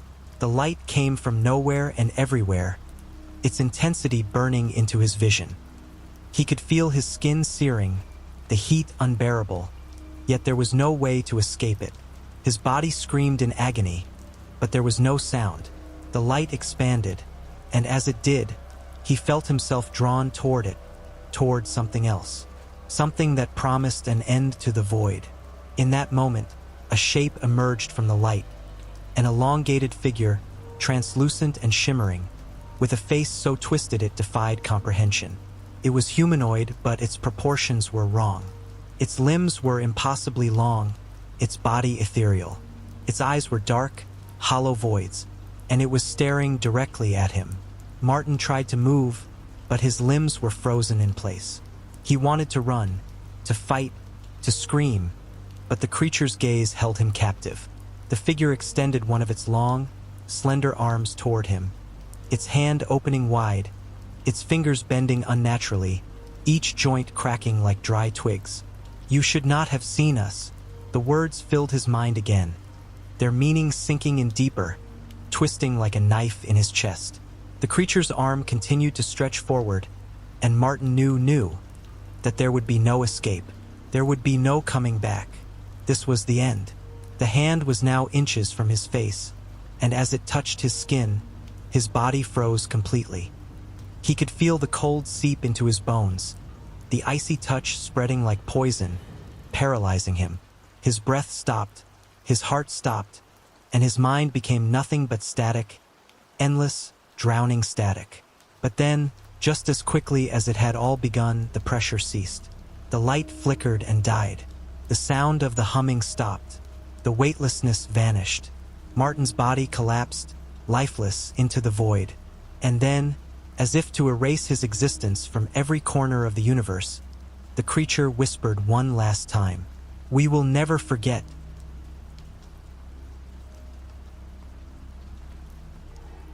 The night stretched endlessly on Route 23, an unremarkable highway flanked by dense woods and suffocating silence. Alex was behind the wheel of his old sedan, the glow of his dashboard the only light for miles. His phone was dead. The GPS had stopped working hours ago, and every attempt to find a gas station had led him deeper into isolation. The radio crackled to life suddenly, emitting distorted static. Startled, Alex glanced at the dial. He hadn't turned it on. The static shifted into faint whispers, incomprehensible at first but growing clearer. "Do not trust them." The voice was low, disjointed, and layered, like several people speaking at once. He turned the radio off, but the whispers persisted, now seeming to emanate from somewhere outside the car. His hands tightened on the wheel as he glanced at the rearview mirror. The road behind him was empty, but he couldn't shake the feeling that something was watching. A mile marker flashed past, yet it bore no numbers, only a crude symbol, a circle with an angular slash through it. Alex's unease deepened as the trees on either side of the road began to change. Their branches twisted unnaturally, bending toward the car as if reaching for him. Suddenly, his headlights illuminated a figure standing in the middle of the road. Alex slammed the brakes, the tires screeching as the car skidded to a halt. The figure didn't flinch. It was a tall man, dressed in tattered clothing, his face obscured by shadows. Alex rolled down his window slightly, his voice shaking. "Are you okay? Do you need help?" The figure didn't respond but took a slow step closer. As the headlights shifted, Alex saw its face, or what should have been a face. Instead, it was a warped, featureless void, the outline of human features smoothed into a horrifying blank canvas. He threw the car into reverse, but the figure appeared behind him, blocking his escape. Heart pounding, Alex realized it wasn't moving. It was simply there, instantaneously. The whispers returned, louder now, echoing inside his skull. "You're not alone. Leave the road." The figure began to move again, its head tilting unnaturally as it seemed to study Alex. With a jolt of desperation, he floored the gas pedal, swerving to avoid the figure. As the car sped forward, the trees thinned, revealing a distant light. Relief surged through him as he saw a gas station up ahead, its neon sign flickering weakly. He pulled in hastily, breathing hard, and stumbled out of the car. The gas station was eerily silent, and the door creaked ominously as he entered. Inside, the fluorescent lights buzzed overhead, casting harsh shadows. The shelves were fully stocked but dusty, as if untouched for years. A man stood behind the counter, his back turned. "Excuse me," Alex said, his voice trembling. The reflection's grin "Can you help stretched me? unnaturally There's wide. something on the road." The corners of The its man mouth turned splitting slowly, open as though his face carved was by an wrong, invisible impossibly blade. wrong. Alex's It was pulse Alex's raced, own face, and his vision stretched blurred into a grotesque He averted grin, his gaze from the mirror, the eyes too wide focusing and on the road glistening with ahead. malice. But the You shouldn't reflection have stopped. persisted, The thing now said visible in a voice in the windshield layered with itself. Alex's own. It mimicked Alex his every stumbled movement, back, but his exaggerated, mind racing, as if The mocking whispers his were growing deafening terror. now. The road ahead Overlapping began in to waves. distort. Do not What look. had been a straight Do path not twisted trust. and buckled. Leave. The yellow lights lines flickered warping violently, into jagged patterns, plunging that the defied room logic. into darkness. Shadows When they darted came between back the on, trees. the man at the counter too was fast gone. and too large Alex to be spun animals. around, Stopped but the car store was empty. The reflection said, and the door was wide though open. Alex hadn't Something spoken. moved outside. Its voice was layered a shifting and guttural, shadow that didn't match any reverberating source of inside light. his skull. He ran back no, to his no, car, no, fumbling Alex with shouted. the keys. The slamming engine his sputtered fist to on life, the dashboard, and he sped engine away sputtered without looking violently. back. The And road the car ahead lurched lurched as as if if something massive The mile had grabbed markers hold no of the longer rear bore axle. symbols. The but vehicle instead slowed displayed despite Alex's his name, foot pressing the etched in accelerator to the distorted floor. letters. The headlights He dared to began to glance dim in the rearview and mirror the whispers and saw grew them. louder, Clearer. figures emerging from You the are trees, becoming one of us, featureless but humanoid. Alex's hands they gripped swarmed the wheel car as he glanced their at the movements mirror. unnaturally His smooth. reflection smiled back, their limbs elongating but he wasn't and twisting smiling. as they surrounded him. A loud bang echoed through the car as the windshield cracked, thin lines spiderwebbing outward. One of the creatures pressed its hand, or what should have been a hand, against the glass. Its surface was smooth and reflective, like a mirror, and Alex could see his own terrified face staring back at him. "You're already part of the road," it said, though its hand did not move. The glass shattered inward, showering Alex with shards. He screamed and shielded his face, but when he looked up, the figures were gone. The car sat in the middle of a desolate plain. The road behind him vanished, and the world around him shrouded in an oppressive gray fog.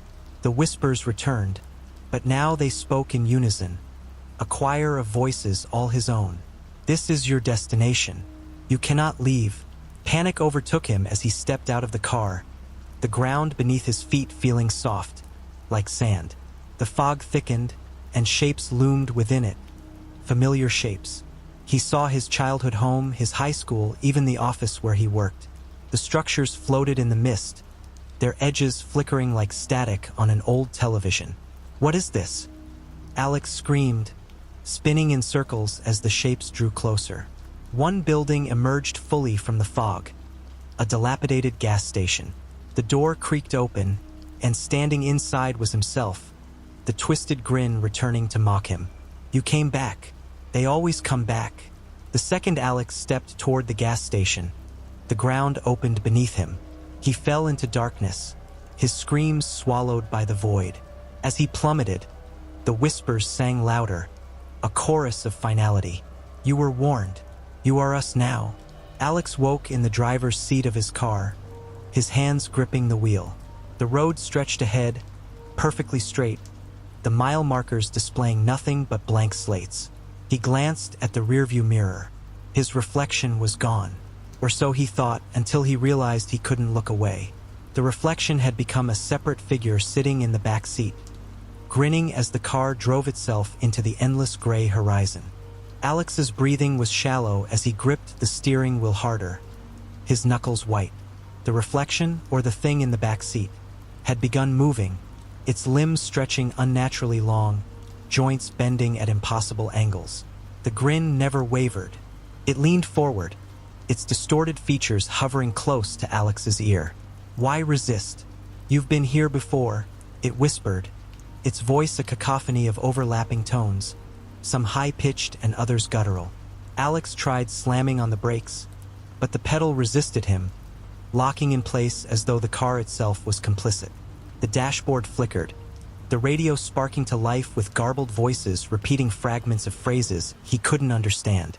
"Mile marker 0, the phrase echoed over and over, growing louder, a command that seemed to crawl inside his head. His surroundings blurred as the car's speed inexplicably increased. Trees turned to streaks of shadow, the road warping into a swirling vortex of black and gray. Desperation overtook him. Alex yanked the door handle, trying to escape, but the door wouldn't budge.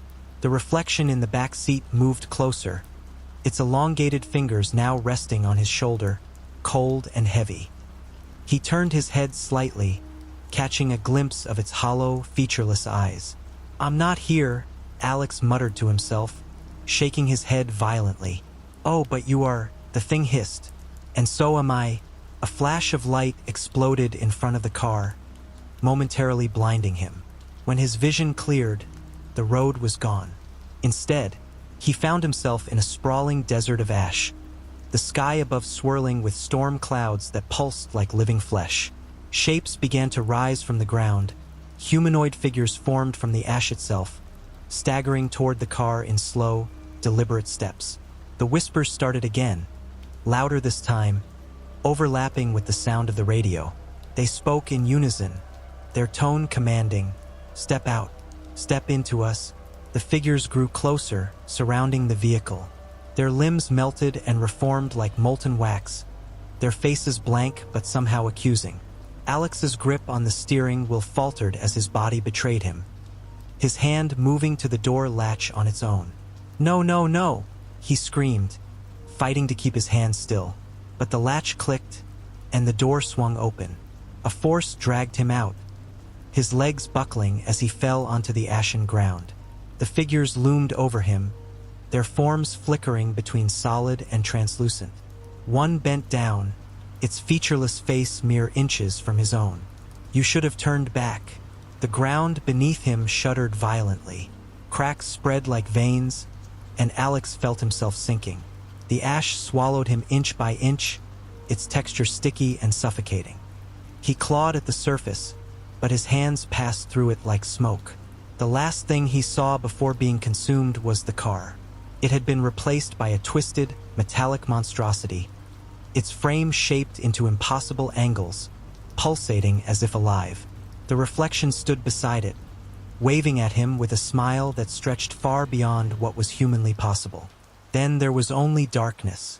Alex opened his eyes to find himself standing on the same road. It was pristine, the sky clear, and the trees perfectly still. His car was gone, replaced by a sign that read, "Welcome to mile marker 0. No exit." His feet moved on their own, walking toward the horizon. He could feel them now, the things watching from the trees, waiting for his next mistake. "Just keep driving," a voice whispered, his own voice, though he hadn't spoken. And so he walked, knowing the road never ended. Alex's steps echoed unnaturally on the road, the sound reverberating in the stillness like a hammer striking stone. The oppressive quiet pressed down on him, punctuated only by faint whispers from the forest flanking either side of the asphalt.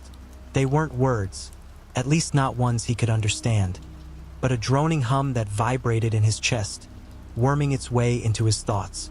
"Keep moving," he muttered under his breath, as if speaking aloud would anchor him to reality.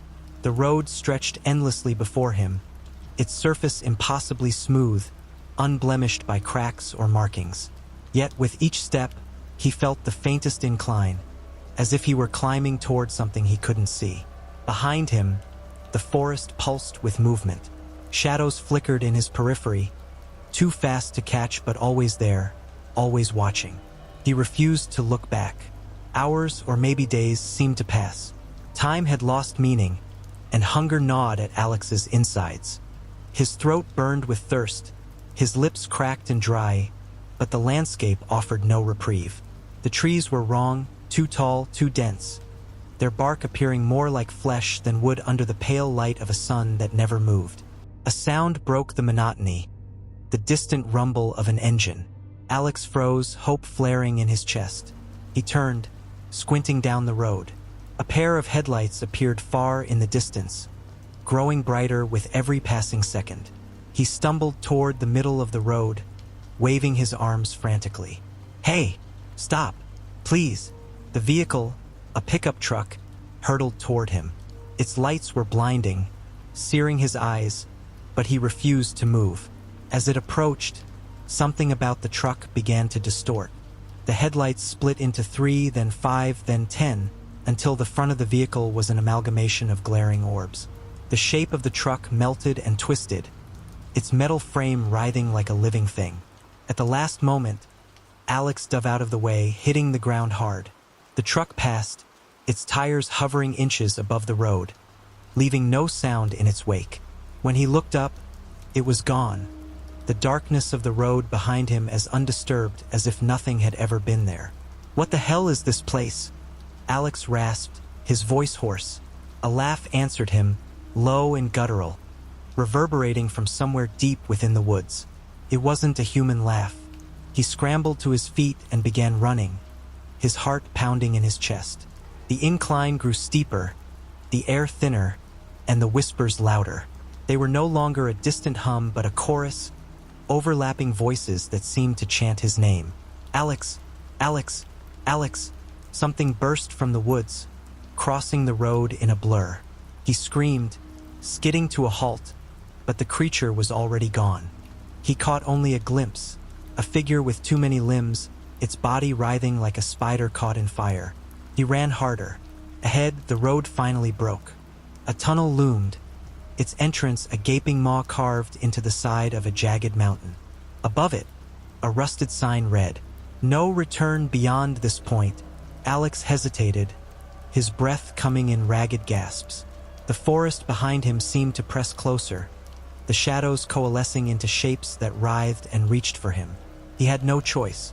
He stepped into the tunnel. The darkness swallowed him whole. Inside, the air was suffocating, thick with the stench of decay.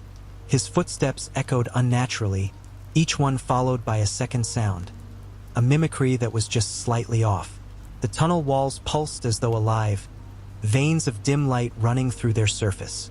Alex pressed forward, his hands trembling as he traced the walls for guidance. His fingers brushed against something soft and warm. A face appeared inches from his own, its features warped and incomplete. It smiled, a grotesque stretch of flesh that split at the edges, revealing rows of jagged teeth. Alex stumbled back, but the tunnel had vanished. He was in a room now, a sterile, white chamber lit by flickering fluorescent lights. A long metal table dominated the space, its surface stained with something dark and viscous. Restraints hung limply from its sides. The whispers returned, louder than ever. They came from nowhere and everywhere, vibrating the very air around him. "You do not belong here."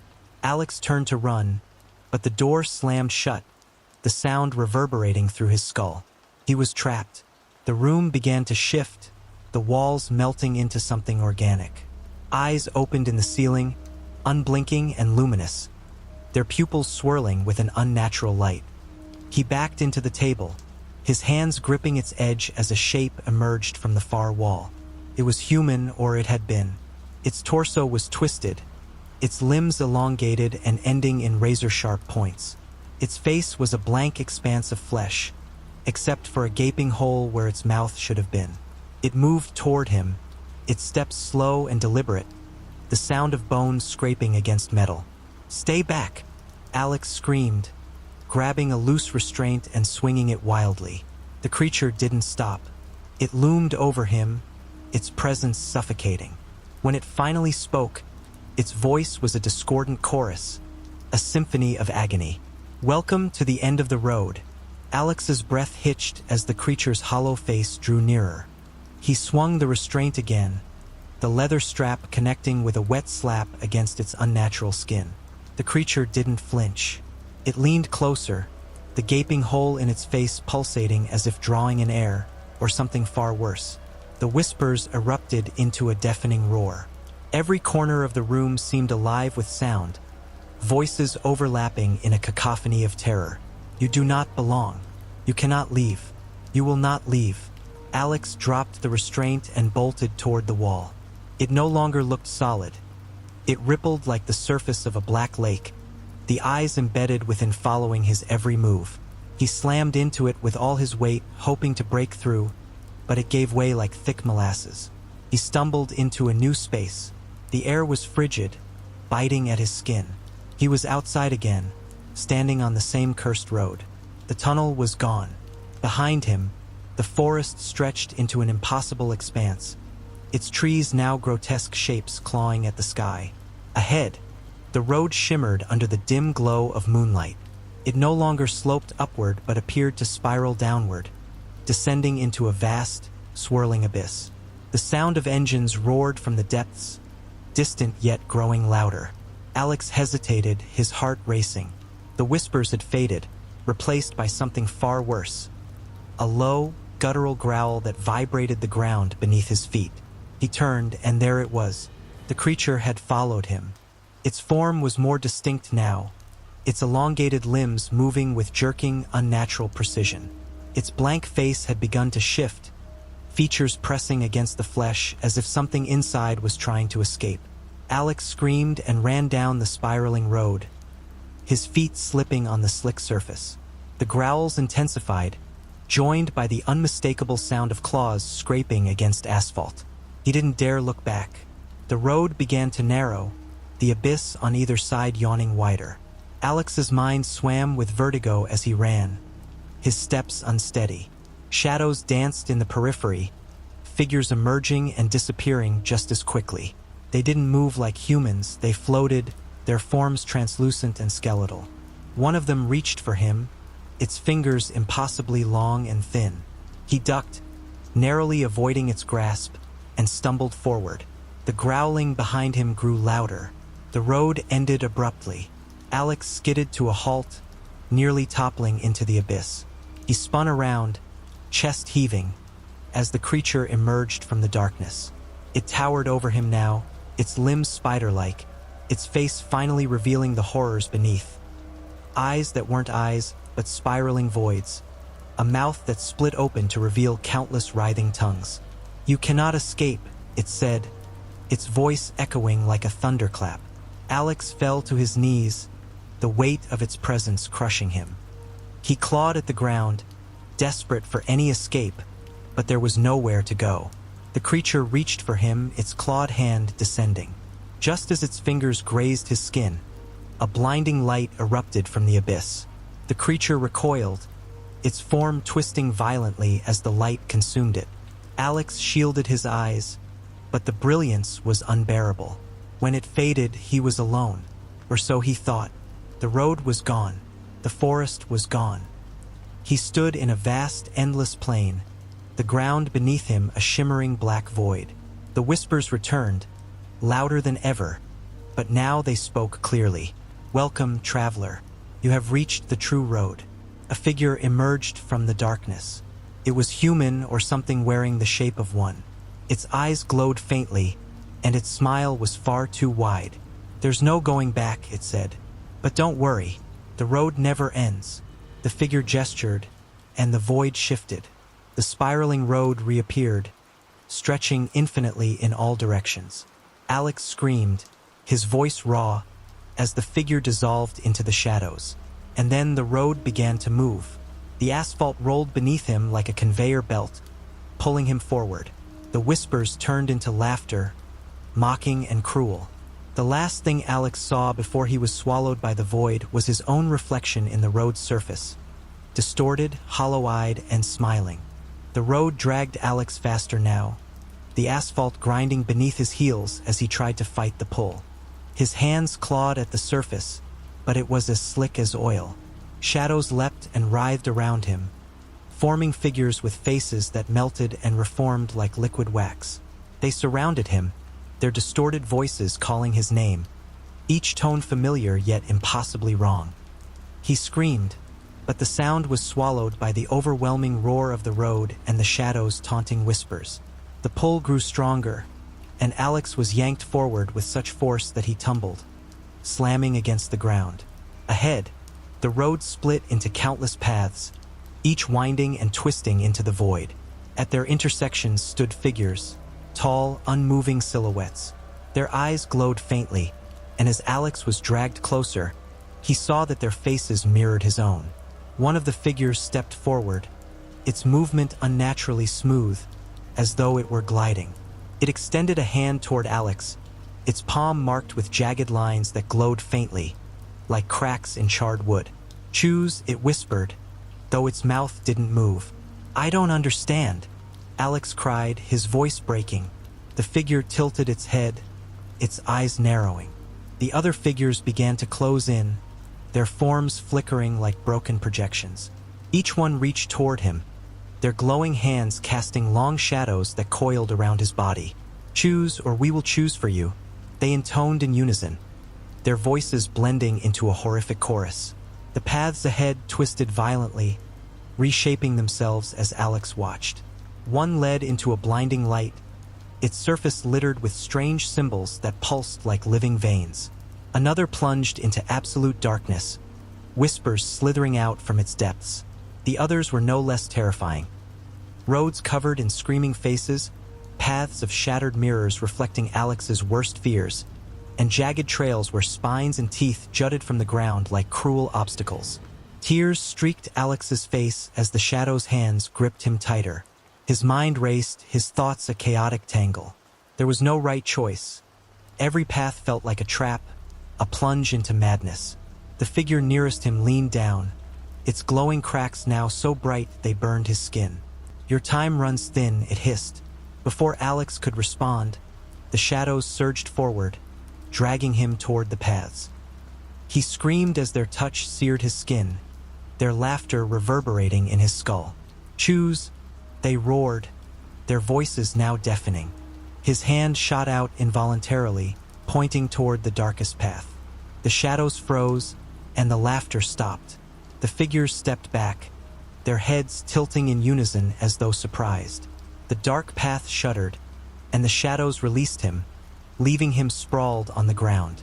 "You have chosen poorly," one of the figures murmured, though there was a hint of satisfaction in its tone. The road beneath Alex crumbled, the void rising to meet him as the path opened into a yawning maw, and he fell. Alex's screams echoed endlessly as he plunged into the abyss, his body weightless yet heavy with terror. The air grew colder, biting at his skin, and the darkness around him pulsed with a life of its own. Shapes moved in the void, slithering, sprawling things that defied logic. He couldn't focus on them for more than a moment without his mind recoiling, his thoughts fragmenting into incoherence. At last, the fall slowed, and Alex landed with a sickening thud on a cold, unyielding surface. He groaned, his bones aching, but his relief was short-lived. A faint glow illuminated his surroundings, revealing a grotesque landscape. The ground was made of a shifting, flesh-like substance, veins coursing with a thick black fluid. Ahead, a towering monolith loomed, carved with symbols similar to those he'd seen on the road. The air buzzed with an oppressive hum, each vibration pressing against his skull like a vice. "You have arrived," a voice boomed, low and resonant, as if it came from within his own mind. Alex turned toward the source, his breath catching. A massive figure emerged from the shadows, its form incomprehensible, shifting like smoke and solidifying only in flashes. It had no face, only a void where its features should have been. "You sought answers," it continued, its voice growing louder, each word cutting deeper into Alex's thoughts. "Now you must see." The figure extended a tendril-like limb, and Alex was lifted effortlessly into the air. He struggled, but his body was paralyzed. The creature's void-like face drew closer, and suddenly Alex was overcome by visions. He saw himself driving endlessly on the road, over and over, each time encountering horrors that grew worse. He saw the faces of the others who had walked these paths before him, twisted, broken souls who now lingered as shadows, forever bound to the cursed highways. He saw the creature itself, a being older than time, feeding on the despair of travelers lured to its domain. Then he saw the truth. Alex's life had been manipulated from the start. Every decision, every moment of doubt, had been orchestrated to lead him here. "No escape," the voice whispered, soft yet final. Alex's body convulsed as the visions overwhelmed him. His mind cracked under the weight of it all, and he let out a final, agonized scream. The shadows surged around him, swallowing him whole, and then silence. The road remained as it always had, stretching endlessly under a starless sky. Somewhere in the distance, another set of headlights appeared, their beams cutting through the darkness. The road always claimed another.